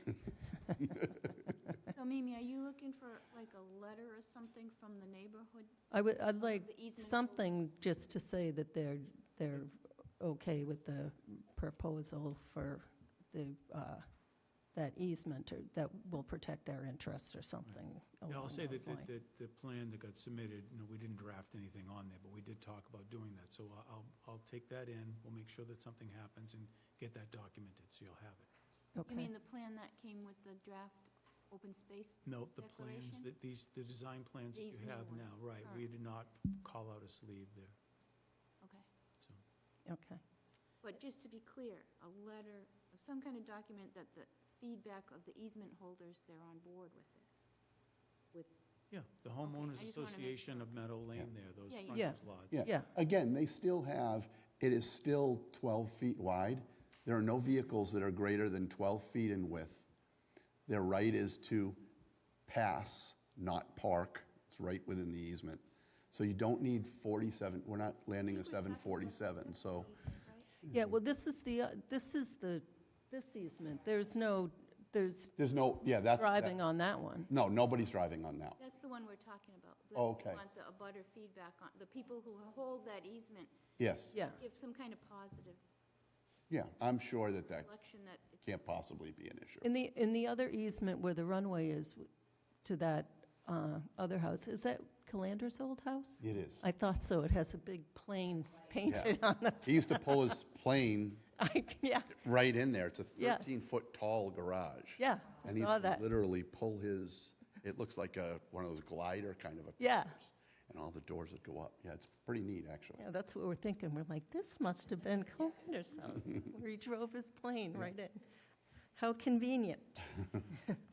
And I think that, Karina, you had an email from an abutter. I did get an email today that I didn't have a chance to forward. It's from Kyle Dumont, 20 Meadow Lane. Do you want me to just read it quickly? Okay. Hi, Karina. Thanks for your ongoing help coordinating all the 26 Meadow Lane discussions. In anticipation of tonight's planning board meeting, is it possible to share the following with the planning board? So I forwarded this to the planning board as soon as it came in this afternoon. Dear members of Southborough Planning Board, I'm writing regarding the proposed development at 26 Meadow Lane. While I've attended prior sessions, I want to clarify that my recent absence should not be interpreted as a reduction in concern. Rather, it reflects two factors. First, uncertainty about the impact of continued community comment. In my conversations with the community members, the feeling has been that the planning board appears committed to approving the proposal. Second, there is a practical consideration of whether voicing continued opposition at this stage risks further straining the relationship between community members and the developer. That calculation is made more difficult by the erosion of trust between the developer and the neighborhood over time due to changing plans and discrepancies between verbal commitments and actual filings. Separately, I would appreciate clarification on the land within the proposed development that may be designated as open space. What does the designation entail? Is it subject to signage, restrictions, or public access requirements? Thank you for your time and continued consideration. So to my part, I answered the second part. Thanks for your input. I forwarded to the planning board members. Regarding the open space proposed, the applicant will provide a declaration of restrictive covenant identifying the accepted open space restrictions once the boundaries are approved as part of the planning board's review. As for what the open space entails, please see the links below, and I gave them links to the definitions in the town code and under the major residential special permit section that talks about open space. And I didn't hear anything back.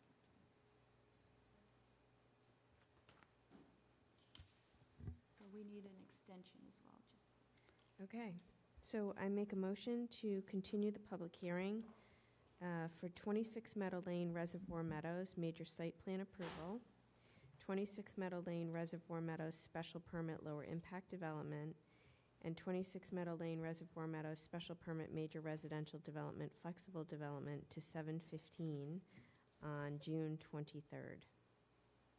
I second. So this letter says 7:20. Oh. Is there No, yeah, definitely do it, I'm sorry, 7:10. 7:10? It says 7:20, so I'll just, we have a 7:05, though. Shh. You want 7:10 or 7:15? So we're going to have a 7 o'clock 10 Turnpike. Yep. We're going to we have a have 7:05 7:05. 250 Turnpike and a 7:20 26 Meadow Lane. So I don't think that needs to be 7:20. Yeah, No. it's either 10 or 15. Make it 7:10. Okay, so I amend to 7:10 PM on June 23rd. Second as amended.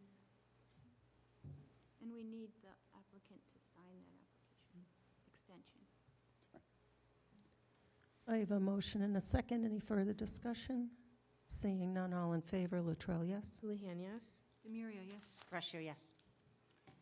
I make a motion to extend decision due dates for 26 Meadow Lane, Reservoir Meadows for the MSPA, the SP LID, and the SP MRD, extension to June 27th, 2025. I second. I have a motion and a second. Any further discussion? Seeing none, all in favor, Latrell, yes? Houlihan, yes? Demiria, yes. Russia, yes. Thank you. Don't leave without your autograph. It's just a Can I formal take care? extension. Do you want to do these? Or I gotta leave look them? at them first. Okay. We'll run them around and get them signed. Not to worry, Peter. If I have a chance to look at them, I'll have them sign them tonight. Otherwise, I still have to get the decisions. Thank you. And you made all those changes, Peter, on these? Thank you.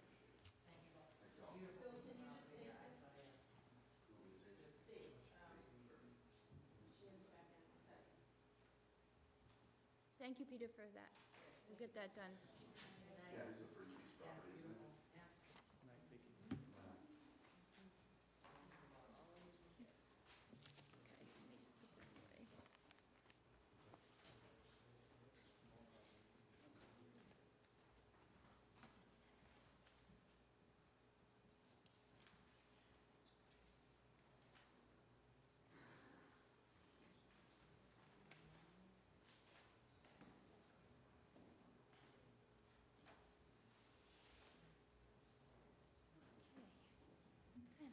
So the next item on the agenda is a discussion item, 218 Turnpike Road, status and additional landscape changes. I'd asked that this be on the agenda tonight to get some feedback from the planning board. As some of you may remember, we had discussed this in August of last year. The proponent had come before us, hoping to not have to go through a formal site plan modification for some changes to their site. The planning board agreed with that and said that we wouldn't require a formal site plan modification, but they were required to certain changes or to submit certain things to the town planner before the building permit was signed off on. Had to do with lighting changes to ensure that they met our town code, because when they came before us, they did not have the complete photometric plan or the hardscape calculation. And then the landscaping to anything replaced to be all native species. And then it was a couple of weeks ago, we got an email from the proponents saying that they wanted to change what was approved in August. And they had met with the town planner. She was trying to help to understand what exactly those changes being requested were. And it turns out that there is more landscaping other than what we had approved that it has been removed and being replaced. So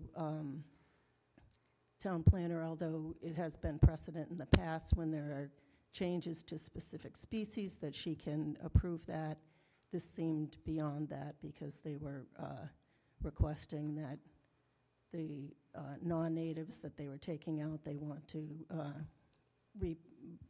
plant new, which we had agreed that all replacements would be native species. And there's a whole different area that If you zoom out, Colleen. that was to be replanted that had not been approved. So the question is, where do we go from here?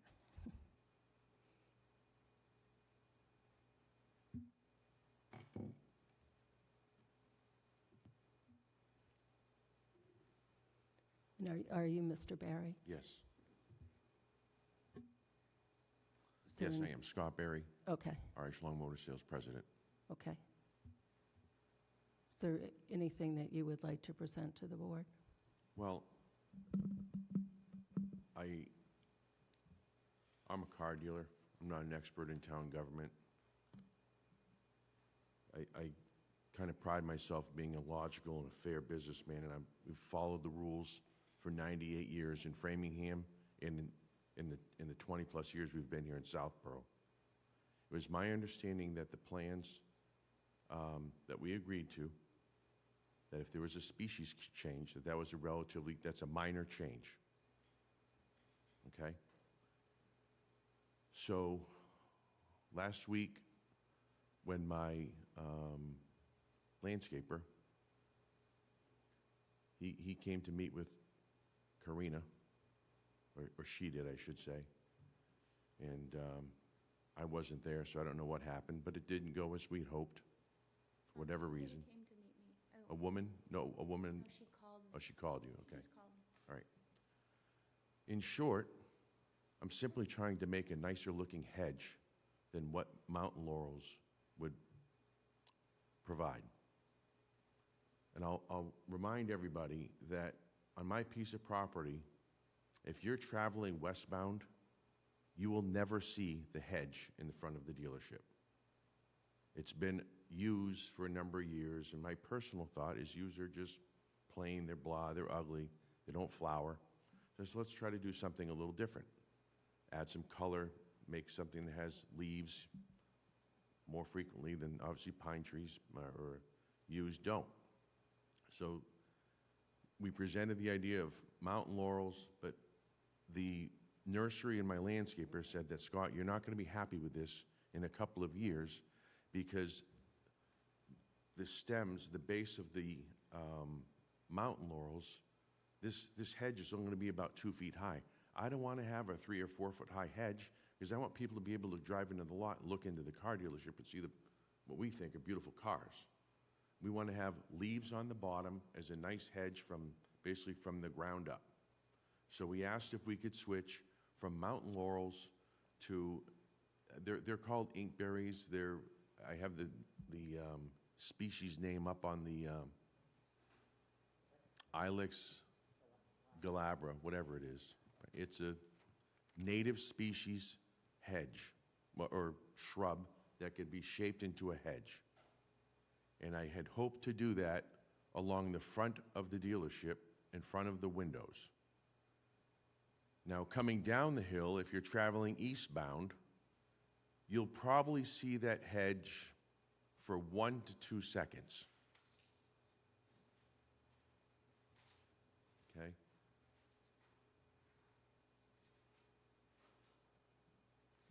So if we look at this,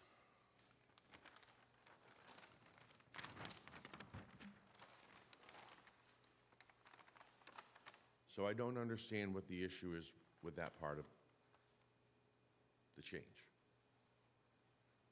The other parts to my requested change are to,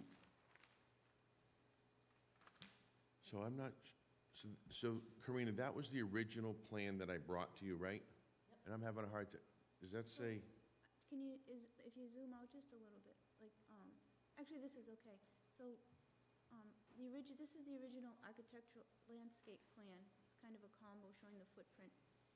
And the planning board had, Yeah, so we're going to put, had approved that these would be used along here, and here, and here, and that there were trees, not That's- trees, The yews were replaced, that's right. Right, the With- yews were with the replaced and mountain they would be put in with junipers, laurel. Oh, junipers, right, I'm sorry. correct? Yep, so I think it's, hold on, we'll call up the original plan. Yeah, if you need the original plan. That's what I had marked up. Well, that's your markup. That's my markup, that's, That's the only thing we looked at when you came in. And then we looked at the old plan.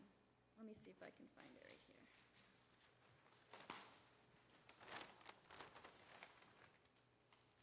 Hold on, we have it, just a matter of getting it. That's a little before that. Couple more. Keep going, we're gonna put it on the screen. It's the A1, this one right here. Yeah, let's stick that. That's the,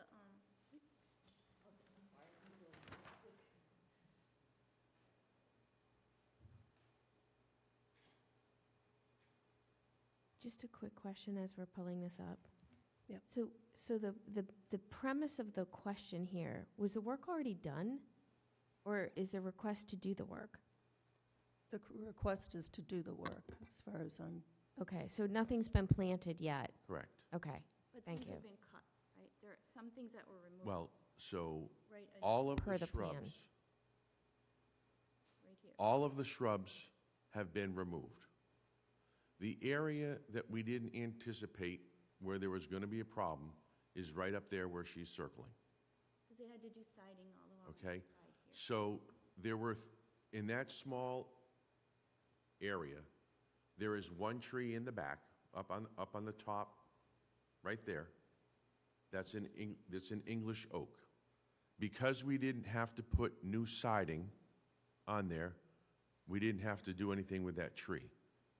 The two trees in that area, although initially we had hoped that we were going to be able to keep those in there, when they get in there with their, these are big sheets of, I don't know, I guess they're aluminum or whatever they are. And they have to put a whole system up on the wall that goes from the base all the way up to the roof. Panel, They had to cut the trees down, like panels, panels. not siding like on a residential. No, not, right, panels, right. They had to cut the trees down to get in there and do it the right way. I knew, so when I came in last week to talk to Karina, I knew I was going to have to replant those trees. So that's why I'm stuck. I don't understand why I'm here. I came in, yes, those trees got cut down. And I told her I knew I was going to have to replant, and I was going to replant the same exact trees that we cut down. So when you initially came, right, your email said you were going to put a different type of species along here. You were going to do boxwood or something, and I don't think boxwood was native. Well, we never put, Then- Boxwood never made the plan, though. But they made the email, that was initially, that's where we started. Okay. And then when you came in, you said, oh, well, you want to put the junipers there, right? And then you explained that as we were looking, and then I compared this to the old plan, when you said you were going to, you had to do something here. So I called up the original 2004 plan to see what was there, to see if it matched, because I haven't been to the site to see that, this corner. And it said there was a tree here and two trees there. But then you said that you had already cut them down. And I said, well, since they are plants that I thought, since they were plants that were already approved previously, I said, well, I'll convey that to the planning board. But then something went awry, and you started to get impatient, and you said you wanted a response by that evening, and I said, well, I can't make that decision, because this is a change to what, all these things that were approved by the planning board. So that's why we're here, because I would agree, you know, the replacement here, if they're straight native species, is fine, for these, there's 4 trees here, and then these shrubs, but this is where the issue is. So I'm asking, just to be clear, that in the front of my showroom, where it's all glass, that we not have to put mountain laurels in there, and we put in these, I guess, Ilex glabra, they're called an inkberry. I don't It's think- going to be a nicer hedge. Okay? It's going to be more work for my landscaper. It's going to be a nicer looking hedge long-term. No one's going to see it, but I'm going to see it, and my customer's going to see it when they pull into the lot. The other request that I made was, we had initially asked to use gray birch trees around the property in replacing the English oaks. Talking to my landscaper, talking to the nursery, he's recommending that we don't use those. They're going to grow wide. The ones that are closer to the building will continuously need to become trimmed back, cut back, and it's just going to create more work for them. So I'm simply asking if we can go back to replant these English oak trees, which are the tall, skinny oak trees that don't go, 20 or 30 feet wide, because they're fairly close to the building. And I should also know, so there's several of those trees. There's one on the, 4 of them, right? I think well, there's, right here and here. yep, so there's And here. more, because if you look right there, or your cursor to the left, Here. one right there, Yep, here, one right there, here. one right there, one right there, there, okay? And then we have to go back up to that spot there. The other spot to this, that, again, the tree had to come down, is if you take that cursor and go straight down, right there was not shrubs, but was another English oak tree that, again, because of the siding, that tree had to come down, and I know I need to replant a new one. But you were proposing English oak. English oak, which was there. They were there in the plans that you looked at from 2004. But I can't approve that because it's not native. And English oak's not native? I don't think so. No, Then how were they approved to start with? That's in 2000. that was in 2004. And on the note on the plan that this board approved when we allowed you to not go through the full modification, says all replacement plants shall be straight native species. So what is the difference between an English oak and a regular oak tree other than the shape? Because the leaves are exactly the same. So the English oak is from Europe and portions of Asia. So it doesn't support the environment, the species as a native species would be. And the point of our landscaping bylaw is to try and mitigate the damage to the environment. And the point is that you had agreed to all native species, then you wanted to not plant native species. First, it was boxwoods, which are not native species. Then we wanted to change what was originally proposed. And then there's this additional section that has been modified that was not brought forth to us a year ago. But That last section, pardon me, but we did not plan on having to cut those trees down. okay, I don't want to be here. okay. And then the issue was that the town planner was trying to help to work through this to understand exactly what was being done and what you were asking for, and you started screaming at her. I absolutely did not. Colleen, Colleen, were you there? Was I firm? You Yes. raised your voice. Was I firm? Yes. Did I yell at her? Absolutely And not. threatened her to put signs up and down your property, replace the town planner. So that is unacceptable behavior. Okay? And I don't think town employees should have to put up with that. So I think the first mistake we made was not going through a full modification of the site plan.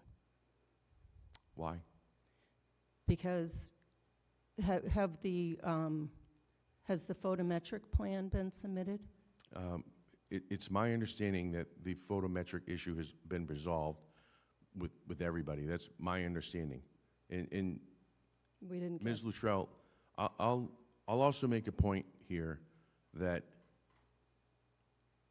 in my conversations with Mark Purple over this on multiple occasions, He sides with me. So Mark Purple has no jurisdiction under site plan. Okay. So after we had bent over backwards trying to work with you, you immediately went to Mark Purple and the then chair of the select board and started bad-mouthing the town planner. Because she was asking you to provide the documents that in a public meeting, it's recorded, that you promised that you would provide. So I'm not one that wants to sit here and argue with people, okay? I think we've been a really good neighbor to the community for over 20 years. As I drove down Route 9 this morning and I counted 14 for sale and for lease signs from 495 to my property. So that means that you're not required to follow the code, Nope. and you're not required, They're not following the you're not required to uphold the Why can't agreements that you made in August of last I year? can't believe that we can't come to some kind of I can't believe that we're sitting here worried about, in all honesty, an English oak tree versus a traditional oak tree. Why did you agree to plant all straight native species? I told you I believed, coming in here tonight, that I thought a English oak is just somehow grown differently, that it provides the same habitat for birds or whatever it may be. It doesn't. Okay.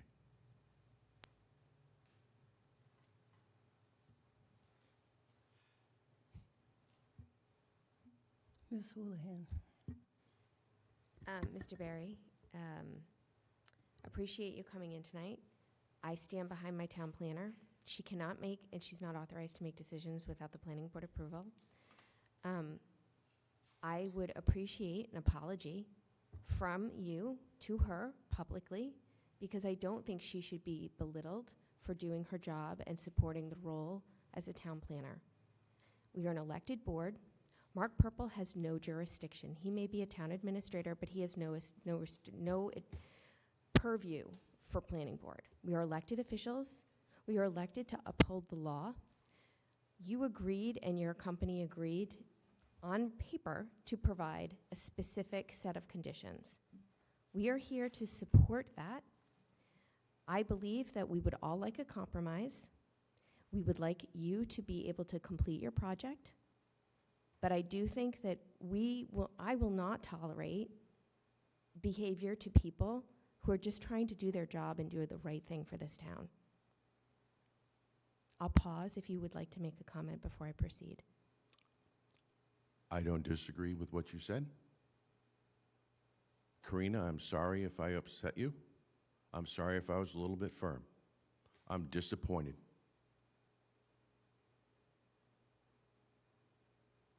I don't feel that I'm being treated the same as the other property owners up and down Route 9 in Southborough.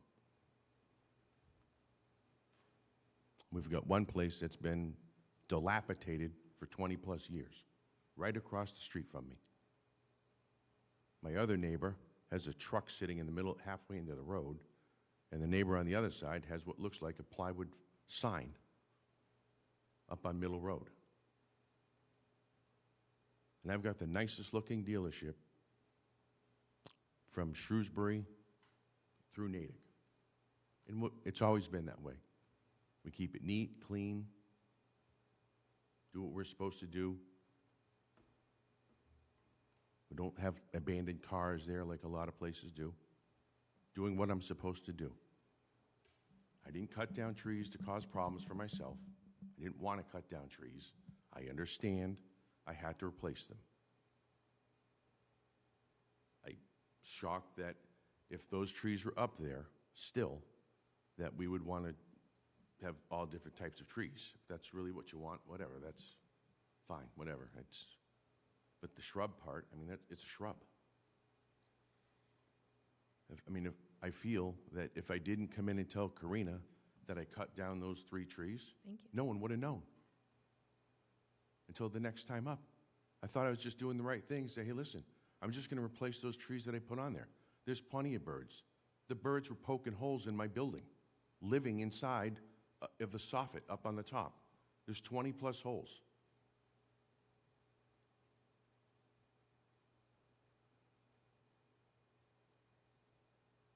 So I'm asking for people to make a logical, fair decision that allows me to move forward and finish my project and have the nicest, one of the nicest looking piece of properties on Route 9 in Southborough. There's a couple places up there that haven't been maintained in years. You got a car dealership across the street from me, he's changed hands 4 times. And he's got the flapping clown sign up the, is that what we want in Southborough? I don't think so. I don't know if that's code or not. I'm not doing it. Looks awful. Next place down, they don't cut their grass.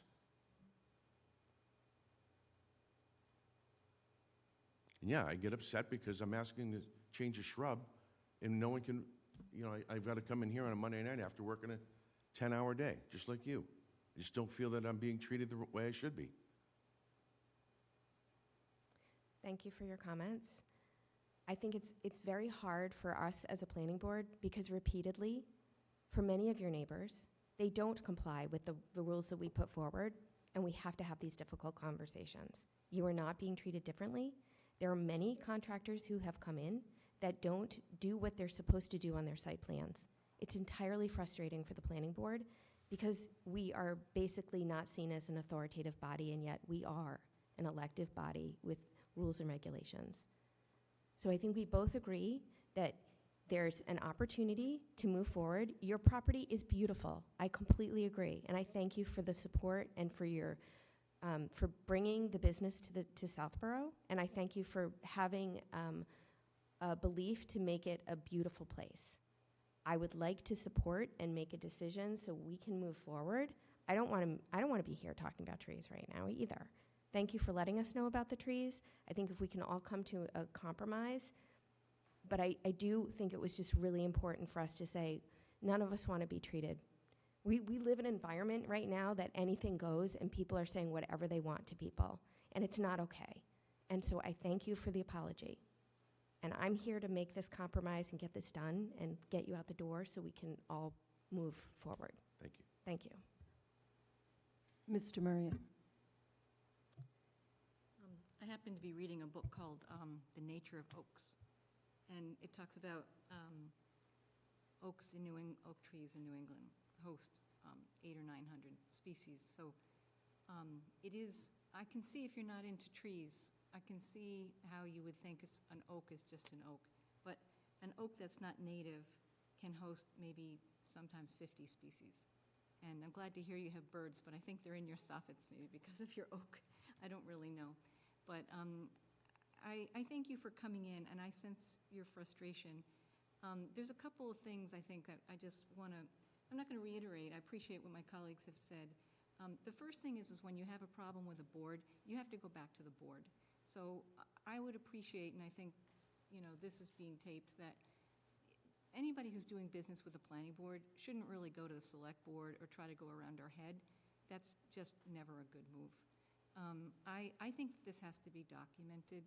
I'm looking at a plan online, and I see, you know, kind of some puffy areas in red, and I'm wondering, is that the proposal? Because I'm not sure if we've gotten something written from you in a proposal. Is that the, yeah, that is the proposal?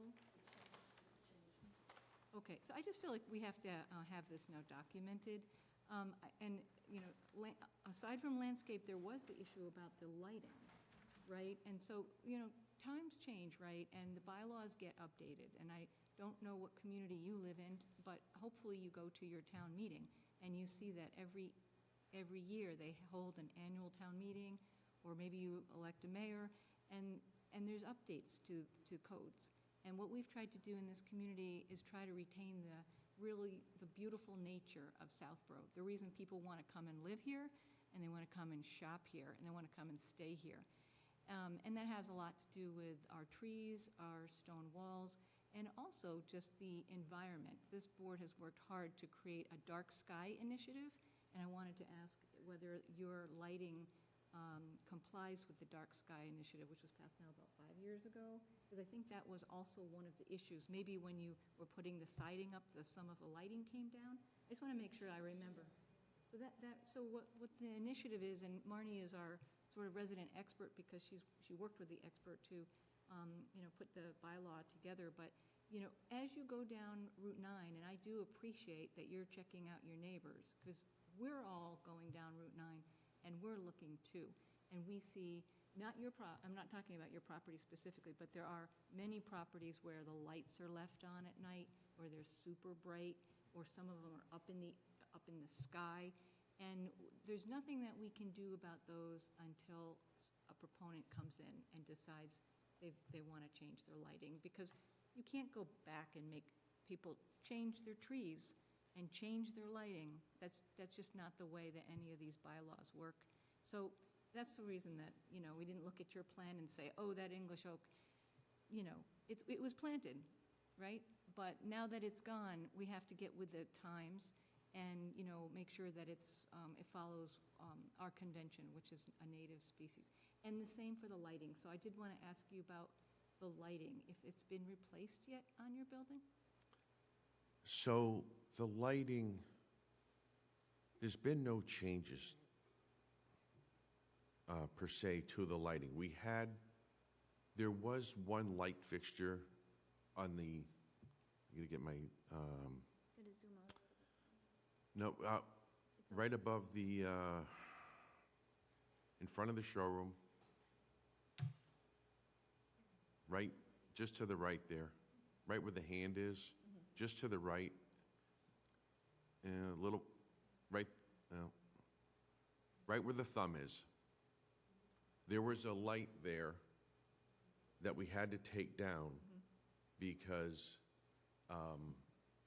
the new face of the dealership, they had to pour some, a concrete slab to support the weight of the change of the facade. So our plan is to not replace that light. Oh, not at all? Right. Yeah, okay. So there's been some back and forth in regards to the lighting, which again, I'm asking for common sense here and to consider some things here. Yeah. At any given time, I'll have over $10 million worth of cars on the parking lot. The lights on the backside of my building the height of those units are below the ground level. Correct. We did not change those. But we're asking about lighting, so I know that was an issue, that there was concerns about the back. Okay. Initially it was brought up. Okay, so just so I understand, you have a light that was taken down because of the new structure, but that was never replaced, so you... We're not going to put it back up. Okay, and it's, okay. And none of the other fixtures were... Correct. They were taken down or something to put up the new Yeah, there was I one on think the they were left side. upgraded to LEDs, weren't they? They were upgraded. We did that years ago. And then there were some poles that were relocated. Correct. So it was 6 poles. If you aren't Those replacing poles one, have- it'll be 5. Those poles have always been there. So you were relocating something here, and then you were removing here and here. So there were removed 2 light fixtures from this pole, and Those are, and so- removed, you were gonna, these were used to be quads right here. So you were gonna, your lighting person suggested to remove 2 of these 4 fixtures on these 2 in order to meet the light spread and the lumens. And then, Right. I think the question was that we wanted proof after because your lighting guy didn't tell us what the lumens were of the existing lights plus the new lights to show the hardscape calc. So the follow-up was supposed to be, he was supposed to just demonstrate some kind of calculation that showed what the lumens are on the existing lights and the new lights to show the lumen calculation, the hardscape work. so That's what we were waiting for. In the photometric to show that there's no light trespass. And We to didn't show get that there's either. No light trespass, like the final okay. photometric. I have to revert back to, I'm a car guy. I'm a dumb car guy. I'm not a light expert, okay? Because my note said, project These- Electrical engineer clarify how he developed lumens per square foot for hardscape calc allocation. Provide readings from the Cooper, the 36 each Cooper lights versus the 7 no manufacturer lights. So there were 7 that you didn't know who the manufacturer was, but you assumed that they were all like that new light, the Cooper light, if I recall. And so we wanted confirmation the hardscape is correct by your lighting guy to just determine what the lumens were for the lights that you had no manufacturer information for. And then do the calculation to show you meet the outdoor illumination hardscape calculation for that zone. And, because I keep track like that, and so we were waiting for that. I think that was the one thing we were waiting for, because Marnie helped develop, was a big proponent in developing the outdoor illumination bylaw, so that was one of your comments during. I don't know how to proceed right now, other than to simply ask the board. I cannot take down lights on that side of the building and provide a safe place to, one, display my cars and keep my customers' cars from having wheels stolen from them, which is an issue across the industry. Yeah, I don't think we're asking you to do that. I think it was just literally a calculation. Okay. So if there's, like, I will have a telephone conversation with Okay. somebody, and I can give you my telephone number, and All right. and we can figure And that part of it- out. I mean, It's just really just making sure that you meet the new bylaws Ms. Demuria was mentioning, which was just one part of the fact that we did not do a site plan modification for you. who should they call? Me, Marnie Houlihan. All right. And I'll give you my telephone number, not online.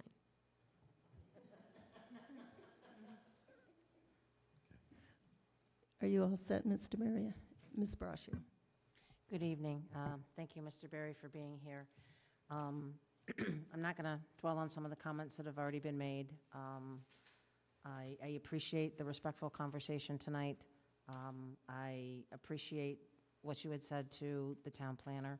I also acknowledge your frustration, and I understand that. The process isn't always as easy as we'd like. All I would like to say is, I would hope that we can resolve these issues tonight so you can leave here and we can all move forward and continue the good relationship we've had with your business. And it does bring, you're a very good neighbor. It brings a tremendous value to the town, and I do hope that that continues. But thank you for coming tonight. And again, hopefully we can get this resolved for you and before you leave. Thank you. Mr. Belniak? Thank you. Thank you for coming in. I'm not going to reiterate anything else my colleagues have said. The one question I suppose I have for you is, if there's a question about the tree you want to replace in the back, are you specifically, do you have a desire for an English oak, or do you just want something to replace it in kind? Because if you'd be happy with another native species, then I think we could reach an agreement. But if you're, I'm just not sure, I'm not clear if you're specifically. I don't care what kind of tree goes in there. Okay. I'm asking that we not have to put the birch trees. Mhm. As I was told, that's probably not the best tree for a car dealership. They get weepy, the snow gets on them, Sure. they break, cars are underneath them.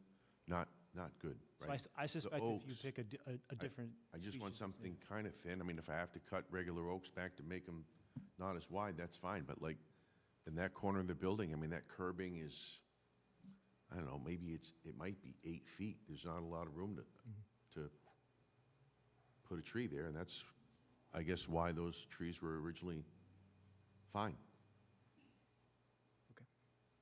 That's all I have. Thanks.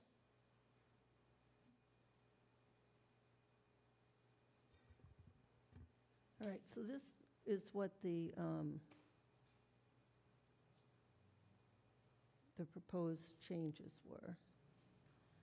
So just the dogwood and the birch was what your team had proposed to replace those.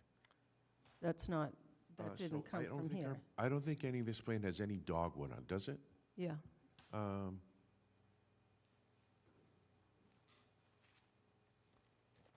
Birch. I don't remember seeing, oh, the dogwood, that's fine. That whole area is fine right there. Because that was all concrete. And that, when we talk about the lighting issues and whatnot, so that area was all concrete. It's going to be grass and shrubs and is it 1 or 2 dogwoods? I don't.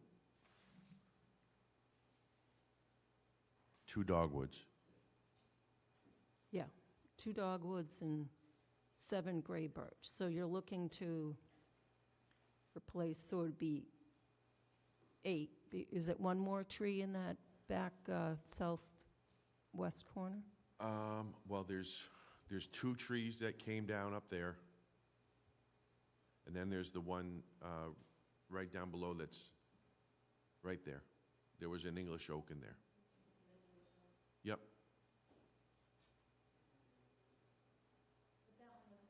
That one was not removed. It's still there.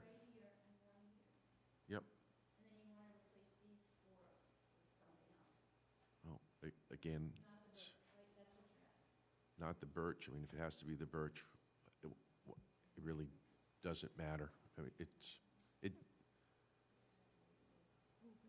not the end of the world.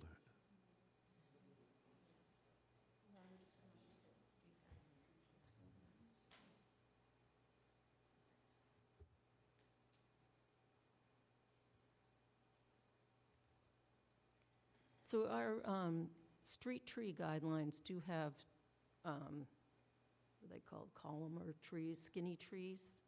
So anything in there. Can Colleen pull it up?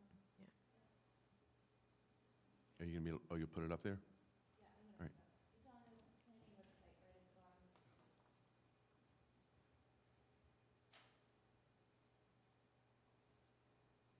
Is this something that we can give to his landscaper? I don't know if you've received anything from us, or if that would be helpful if we gave you the Go Botany list. No, I have that. Well, I was on the site the other day, and I don't know the species of tree. So they do have a pin oak, a green pillar on there that's a narrow upright tree. What's it called? It's called, do you want the common name or the botanical name? Whatever. I'm going to go to Google. Fastigate, Fastigiate,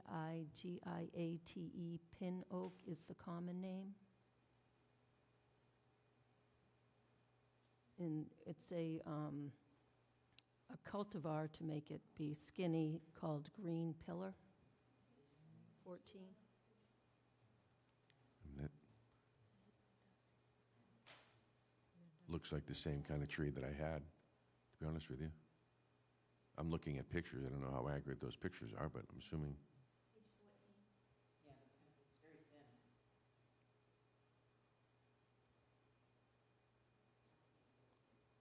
Those would be fine. I mean, that, to me, it looks the same as what I cut down. Good.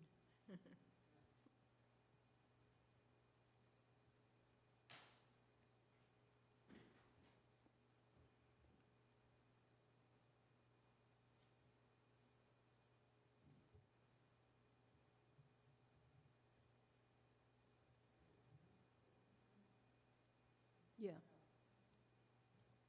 But it's a skinny one, so it's a hybrid. So I'd be okay with that. I mean, anything in the street guidelines, street tree guidelines.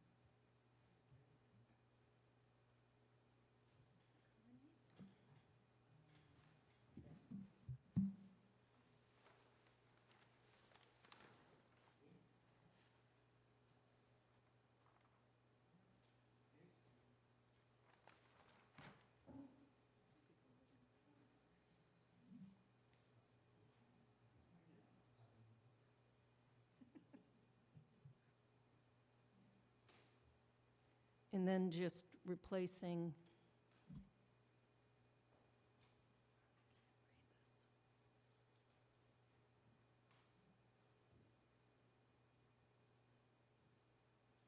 so there are also like rhododendrons and in other shrubs, do you want all of those to be inkberry or No, just? no, the rhododendrons are fine. They'll be nice, mixed up in the color.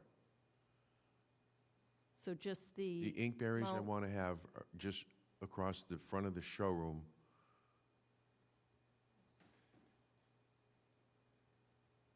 just to replace what was.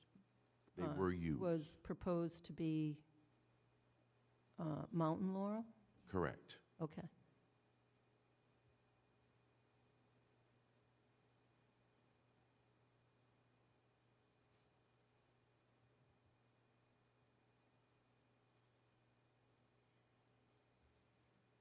Is everyone okay with that?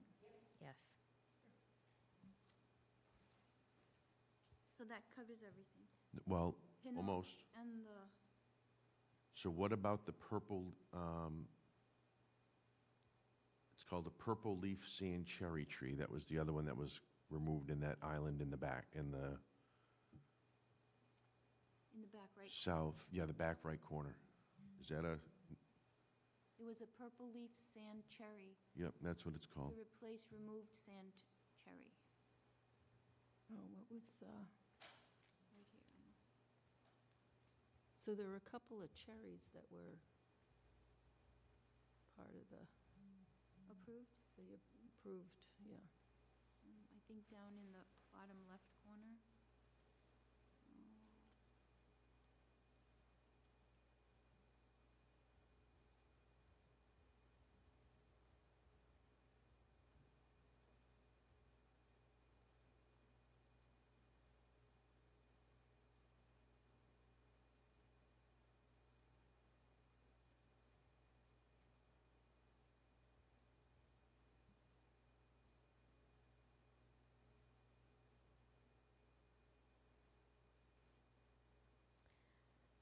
So they say similar to the purple leaf sand cherry for a native Massachusetts is a choke cherry, a black cherry, or a pin cherry. Doesn't matter to me. I don't know what they look like.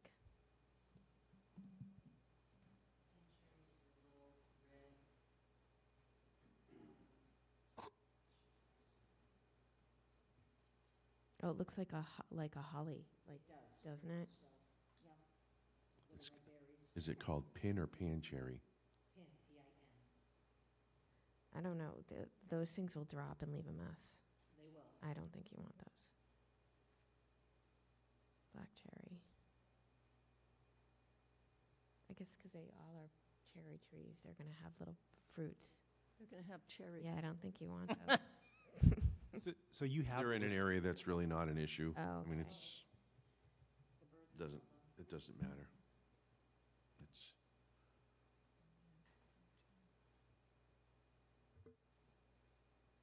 Yeah, so there's several native cherries, so whatever is a native cherry is fine. And I'm sure it's part of that book, right?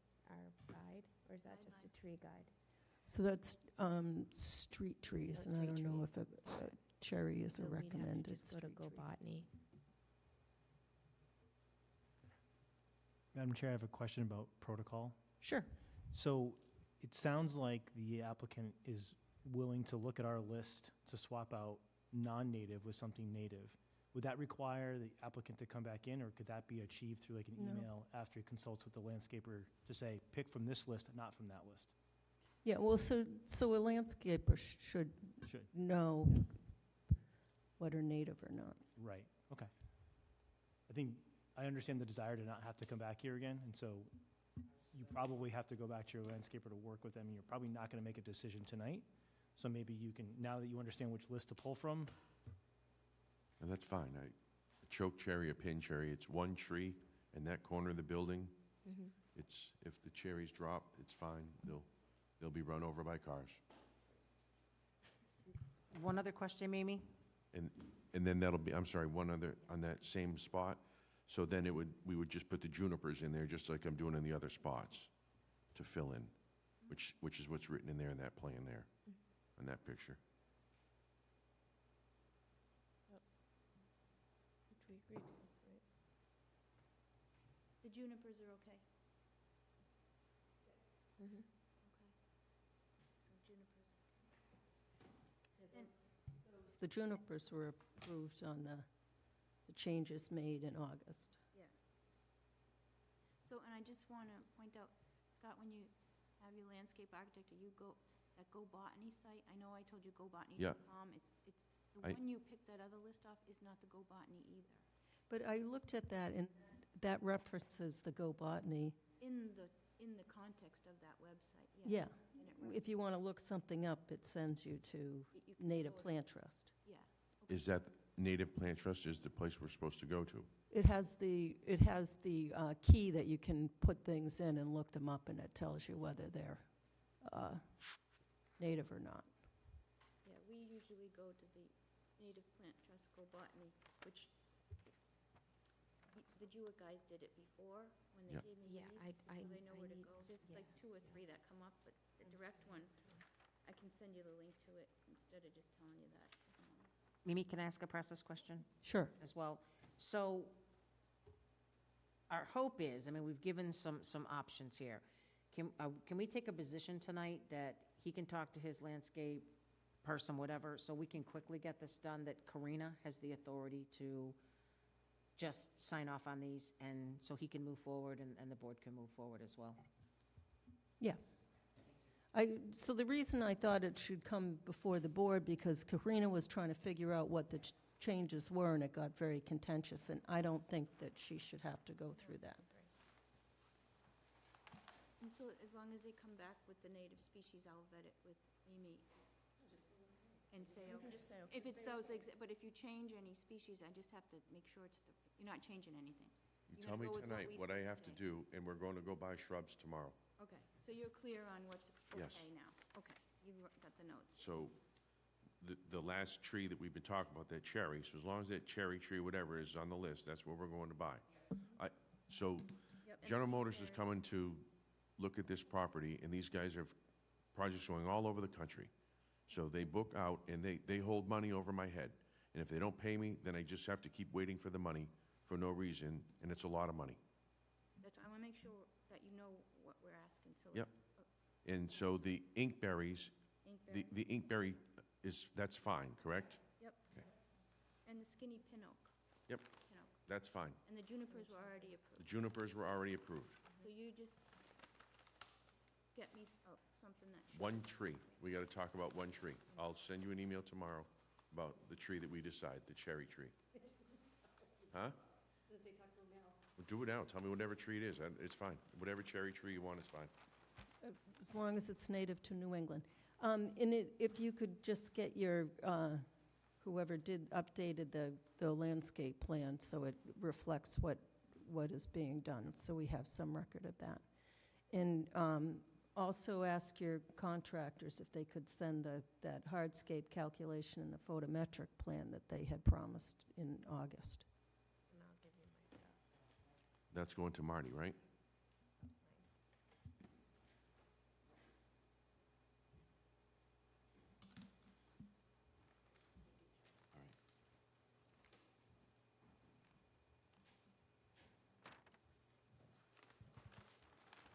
Okay, so we have a path forward. We're all good.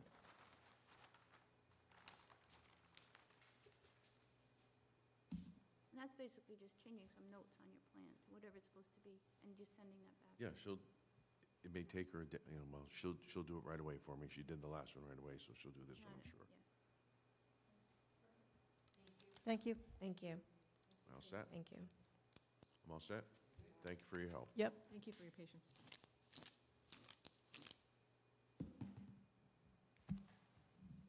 Have a nice night. And I'm sorry again, Karina.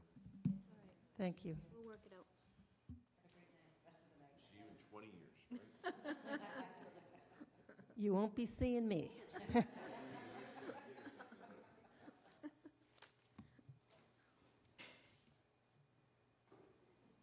Okay, the next item on the agenda, planners report.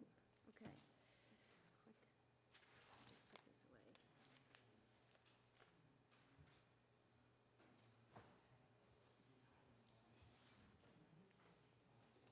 Just put this away.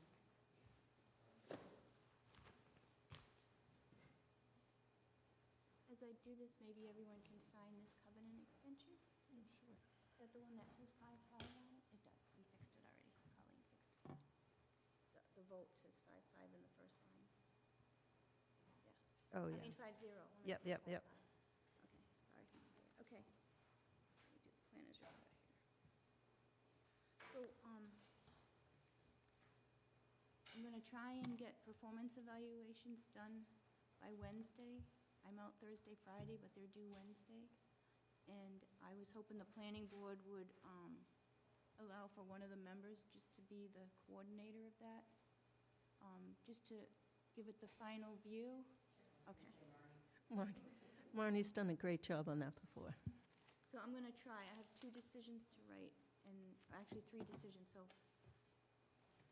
if we don't get it in, it just delays and we get a retro or whatever, but I'd like to get it in. But let's see what I can do.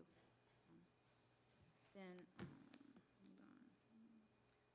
The open space monitoring contract for this year has been signed, and they'll be out in the field in 2 weeks. Colleen's preparing notices to the property owners, so they know that when Joe Orzel from Lucas Environmental comes out, who he is, so there's no big concerns.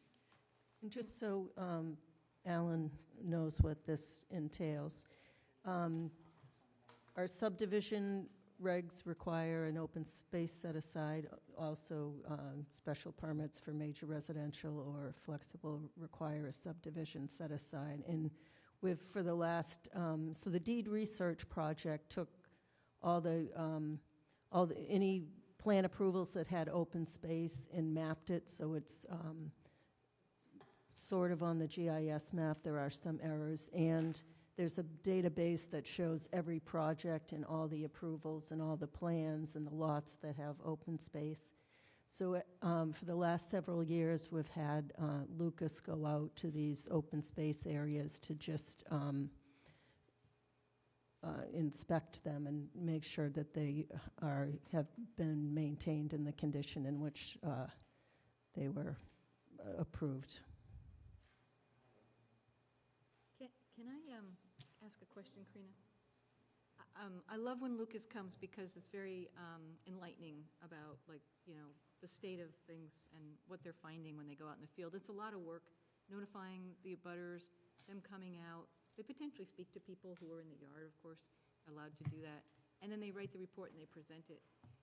Do we have any kind of feedback that we can, not feedback, but for the properties where there's violations, for example, do we send letters to those abutters to say you've been found in violation, or there's solid waste in your yard and it's in this open space and it's not really your yard, or something like that? Like, is there something more the board can do? Because I feel like we see it and maybe, I don't know, maybe we can act on it. And it's probably enlightening for the homeowner also, who may not, they might think that's their yard. Sometimes they've built play sets and things like this. And I don't know if the board wants to take a position or something, but I'm just feeling like, possibly we could be a little bit more active. Well, last year, just to quickly interject, that part of the scope of the project was Lucas Environmental came up with a process and a policy. If you look at the end of the report is, we have to get those up on the website too for easy access. But, they had recommended some ways to update the property owners and such. Right now, what's happening, because we've been pretty busy over the last year, that we didn't even get them to present until January or so of this year, and usually they do in September. Where was I going? I lost my train of thought. So this year, they're going out now, and what happens is, like, when a site plan comes in front of us, like 10 Turnpike, and we recognize they've been in one of the reports, Yes. I forwarded it to them so that they have to address that at that point, so they have an opportunity to address it. But there's been no real standard, here's the report, now we send it to these people. It's been like a back burner thing. Right, and I actually forgot about that policy, and so maybe that's an action that we can take in the future to see if that's like. Maybe one on size fits all. June 23rd, we Maybe. can look at that. Yeah. I mean, and I want to just point out to the board and to the public that when we had the proponent for Dairy Lane come by, I think that was our last meeting, I reached out to Karina to say, oh, I think that's one of the sites where there were some open space violations. And Karina did reach out and, spoke to your contact, and that was super helpful. But I also know that was the day of the board meeting, and you're running around and you're getting other, documents that are coming in for the matters that are before us, and it was like super bad timing on my part. So, but I do think that as we have proponents come before us, we should have a list of who's in violation, and we should just make sure, like we are looking and saying, are you keeping up with the lighting bylaw? Are you keeping up with these other things? And if there happens to be something on the open space side, I'd like to be able to track that so that we can, talk to them while they're here. That was raised with Habitat when Dairy Farm Lane, Yes, when we extended their covenant. yes, that's correct. So we don't really have a real policy that we've adopted, though, right? Can we maybe take a Not look yet. at the Lucas and then maybe? Yeah. see- Yeah, it was a draft, and. It's on my notes for 623. Okay. Can I make a suggestion? You Quickly. may. Seeing as Alan is new and we're just talking about this, can we forward him last year's plan so he has a better idea of what to expect when he looks at these and some of the forms we're talking about? Thank you. Can I amend that request and send it to all of us again? I'm sorry, can you say that one more time real quick? Send the Lucas report, Last year's, FY '24 to planning board. I had to archive some of those because the plans are so big. Yeah, but we keep it all on a flash drive, so if you do have to look back, we can just find it. We can borrow the flash drive. Okay. 250 Turnpike Road is still, for the 40B project, is in front of the ZBA on June 18th, as well as 120 Turnpike, the 40B regarding the easement and subdivision. I think they had to do some tweaking to the easements because they weren't wide enough or something for the utilities, for the 120, I think it was 120, one of those. MapLink is that program I haven't had a chance to review yet, but the building department is trying to, the IT department's trying to coordinate with the building department because they need to be in the loop for any kind of new apps. I think, so that has zoning implications, so I think that the planning board should understand what that is also. Yes, and I would like to understand, and I will, as soon as we And get. I mean that they had a presentation to Mark and Vanessa and the building commissioner. Yes, and I was invited to that too, but that day when they had the meeting, and I had an applicant come in and their appointment lasted longer, so I blew off that demo so I could finish the applicant's. But I would like the demo here. Oh, okay, then I see what you're saying. Would everyone on the board be interested in that? I would, in understanding what that is. Okay, can do that. So I just sent a draft contract to the GIS mapping folks who update, and they're, gave me a proposal to update the zoning map to put the MBTA Communities Overlay District on the zoning map and on the GIS mapping. So that's in the works.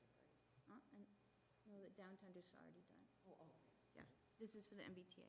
And that was like the what do they call them, the shape forms that were given? Shape files? Shape Yep. files? Okay. Shape files, and then also the zoning map itself. So it's on different web pages. So the overlay's on there. Can I ask about, I have asked about this, like, to other people outside the planning board, but the, part of the downtown district is in the National Historic Register, or National Register of Historic Places. That's not zoning, but is that marked on our map in any way? There's always a question about which streets are included in that. That was really through the Historical Commission. Is that on our map? No, Okay. no, there's a letter, and it's Yeah. usually like narrative. It may be at the town clerk's, but we have that historic Right. listing that stays with the town clerk, but it doesn't that was relatively new, and I say new, a couple years ago. Yeah, there's some. But I bet they grants and could do things. it, They could do it. CAI, because remember when we were doing MBTA, they came up with all these maps for us that showed all the excluded land and Yeah. everything, like, in seconds, and added it to the GIS. MAPC as well. They were very helpful at the time when they gave us the multifamily locations, and they came up with mapping. Well, I do know if you're on the National Register, I think there's opportunities for grants, and there could be some opportunity, for various different things, there could be some opportunity. I don't know, but, The historic listings. All right, we'll put that on the to-do list. Maybe if anyone knows anybody on the Historic Commission, they could see if they're interested in doing something about that. I might know somebody. Then we have Chestnut Hill subdivision is coming to, nearing the end of their construction phase. So we're working on them. Fuss and O'Neill has a couple more inspections to do, and then we'll do an as-built review. And then eventually, DPW Director Bill Cundiff is working with me to make sure they meet all the criteria for a road that will become public. So that's on the horizon. Eventually, probably within about 6 to 8 months, they'll ask for road acceptance at some point, once the as-bills are vetted. And then we are working on some potential bylaw updates for some of the industrial park area.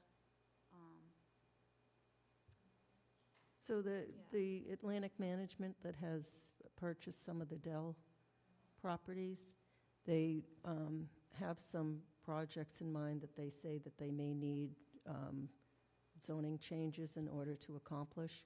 So Karina and I talked to their attorney and a planner that they had hired. I don't know if they work for the attorney too, and they wanted to know, like, what's the process, how do you submit, how the timeline, and I stressed sooner the better, because the special town meeting's supposed to take place in November. The planning board never does zoning hearings in the summer because people feel as if we're trying to slip something by when no one's in town. So I was saying, get it before the planning board so we can have discussions before the summer, and then we'll open hearings at the end of August, so we have a few before November. And haven't heard anything back, but just so you know, that may be coming. Just a quick question on that. Didn't we have a bylaw that was going to change some of the zoning, going back to the whole gym situation and in the, like, where is that? Yeah. Oh, the that IP bylaw. district The uses? IP district uses. We can go back to that. Yeah, I think we need to bring that back up, because I still think we need to tackle that. Yeah, and Lara asked me today if we would mind doing that zoning working group again, start it up again, because there are some potential changes she wants to propose from the ZBA Okay. about multiple uses on a lot. By right, multiple uses. I wouldn't mind joining that if there's opportunity, or maybe Alan as the new member, because he's got, your plate Rules is of free getting, time? your plate is getting filled. But I do think it's important that we pick that up, because I think the only reason we dropped it was because ADUs was kind of coming in, and we just couldn't accomplish. Well, we were running out of time, and Yeah. you can't, like, force zoning, Right. right, rush zoning, yeah. So we can, it's on my list for 6/23. Yeah, and if you want to stay on it, that's totally fine. I'd be happy to help out if you need some help. Just a question about that zoning working group. Is that just with boards and committee members in town, or is that also for the public to opine or learn about zoning? It was an internal think tank made up of the building commissioner, the zoning board of appeals administrative assistant, Mimi and I, the former economic development coordinator, select board member Al Hamilton, and Marguerite Landry, select. Okay, that's a nice broad sort of selection. My only suggestion is that if there's some way, if we're starting this back up, to invite members of the public to even just listen in, but if not, participate, because in my experience, or my observations and opinions from prior town meetings, is people are either somewhat befuddled by zoning, or it's just largely inaccessible, and I think a way to educate them would probably engender more support and more attendance at future meetings. Can you tell Debbie? Yeah. Sorry? Historical is up there on our map. Just an FYI. Where? Right here on the, All those are different historicals. This is the town center, see the MHC MHC. Historic Inventory. East Town Center. It's these dots reflect. Right? Is it these dots? No, those are easements. Like, When we were doing MBTA, there were,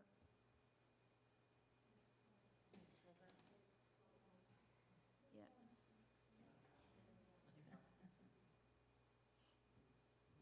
yeah, in the area of the MBTA station, we had historic properties marked here. You can look, they've added quite a bit.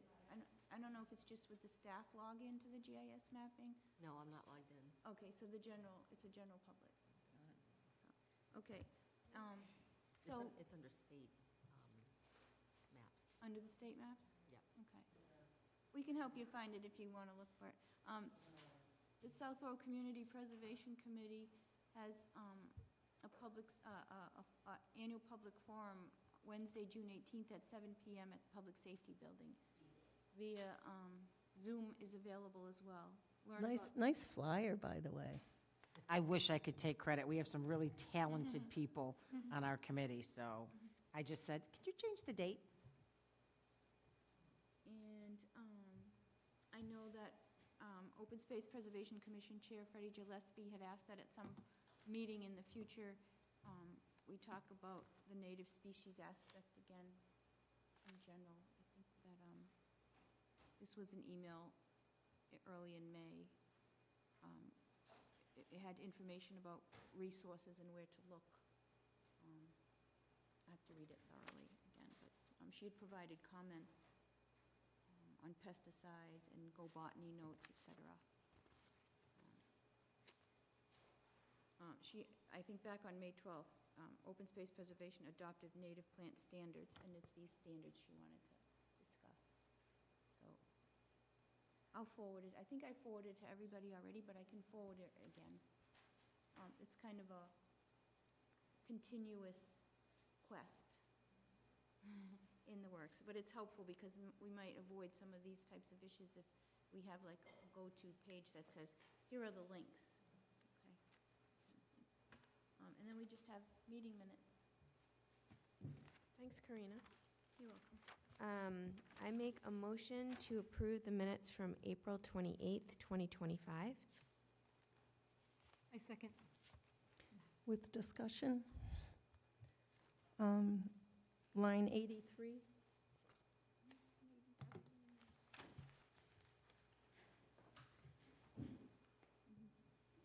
After the word have, CCT of 5,000 K. It's an, CT? yeah, the Correlated color temperature. correlated color temperature. It sounded like we were looking for a payoff or something. 5,000 K. In line 84, after bylaws, allowed CCT up to 3,000 K. Oh, where do you see that? And then on 84, also before the 219,315K, the hardscape calculation allows 219,315 lumen on 84. Oh, okay. So here it says they are allowed CCT up to 500K? 5,000. 5,000K, okay. And then on 84 it was, Allowed CCT up to 3,000. And then it continued that as if, with the hardscape calculation, it was unclear. So just before that 219,315, the hardscape calculation allows that 219,315 lumen, but they are coming in at 315,000. For hardscape calculation. Yeah, It should say they're allowed hardscape calculation. and Yeah. That big number. yeah. I still don't get where the 3,000K is. Do you understand where that is? It's just the It's 5,000. Yeah, it's It's the, just adding CCT. Then 3,000 because, that's what our bylaw allows up. yeah, Well, it's coming in at 315, but we only allow 3. well, those are two different things, That's why which I'm is, saying- that's the correction I'm trying to make in the Yeah. minutes. So if we look here, this is going to say, said that, So allowed up I would to. put I'm here, sorry. before this, the hardscape calculation allows Yep, this, yep, this, yep, what they are coming in at. yes. And then you said something about 3,000. That was I knew this earlier. is 5,000. Said that they allow up to 5,000 K CCT as indicated on plan, Oh, because this is 10 Turnpike. They are allowed hardscape of this, but they're coming in at that. No, they're not. So, Ms. Houlihan said they cannot have 5,000. And I put, Oh, cannot have CCT of 5,000 they cannot, yeah, they cannot, okay. because the town bylaws Yep, allow up to 3,000. allow up to 3,000. Got it.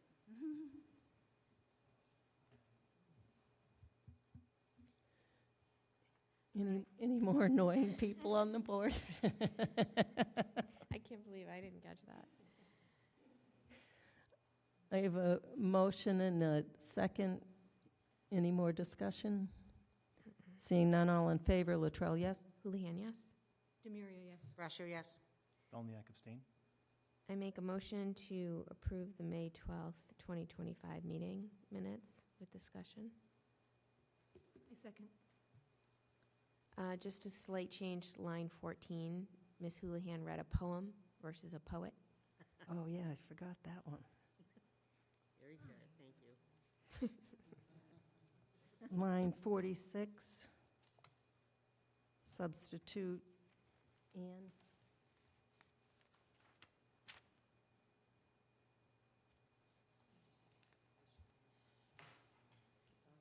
What was on page, what was page? Number 46, substitute. This project on industrial. We said we cannot deny approval of this This project on an industrial. this project of an industrial on On an industrial parcel. Not that because it's an industrial parcel, we can't deny it. Right. It's the project. Got it. And then on line 111, after have been, the word already. Already installed. And then on line 151, it says Stein and Latrell, no, but then the tally says yes, 5. So yes, 3. I didn't go back and watch the minutes, so I don't know if I said no or yes. Check, we'll check this, verify. Vote. Okay, is that it? That's all I got. Any more discussion? Seeing none, all in favor, Latrell, yes? Houlihan, yes. Demiria, yes. Brashear, yes. Bellniak abstain. I make a motion to adjourn this evening. I second. I have a motion and a second. Any long discussion? No. Seeing none, all in favor, Latrell, yes? Houlihan, yes. Demiria, yes. Brashear, yes. Bellniak, yes. Congratulations on your first meeting. Thank you.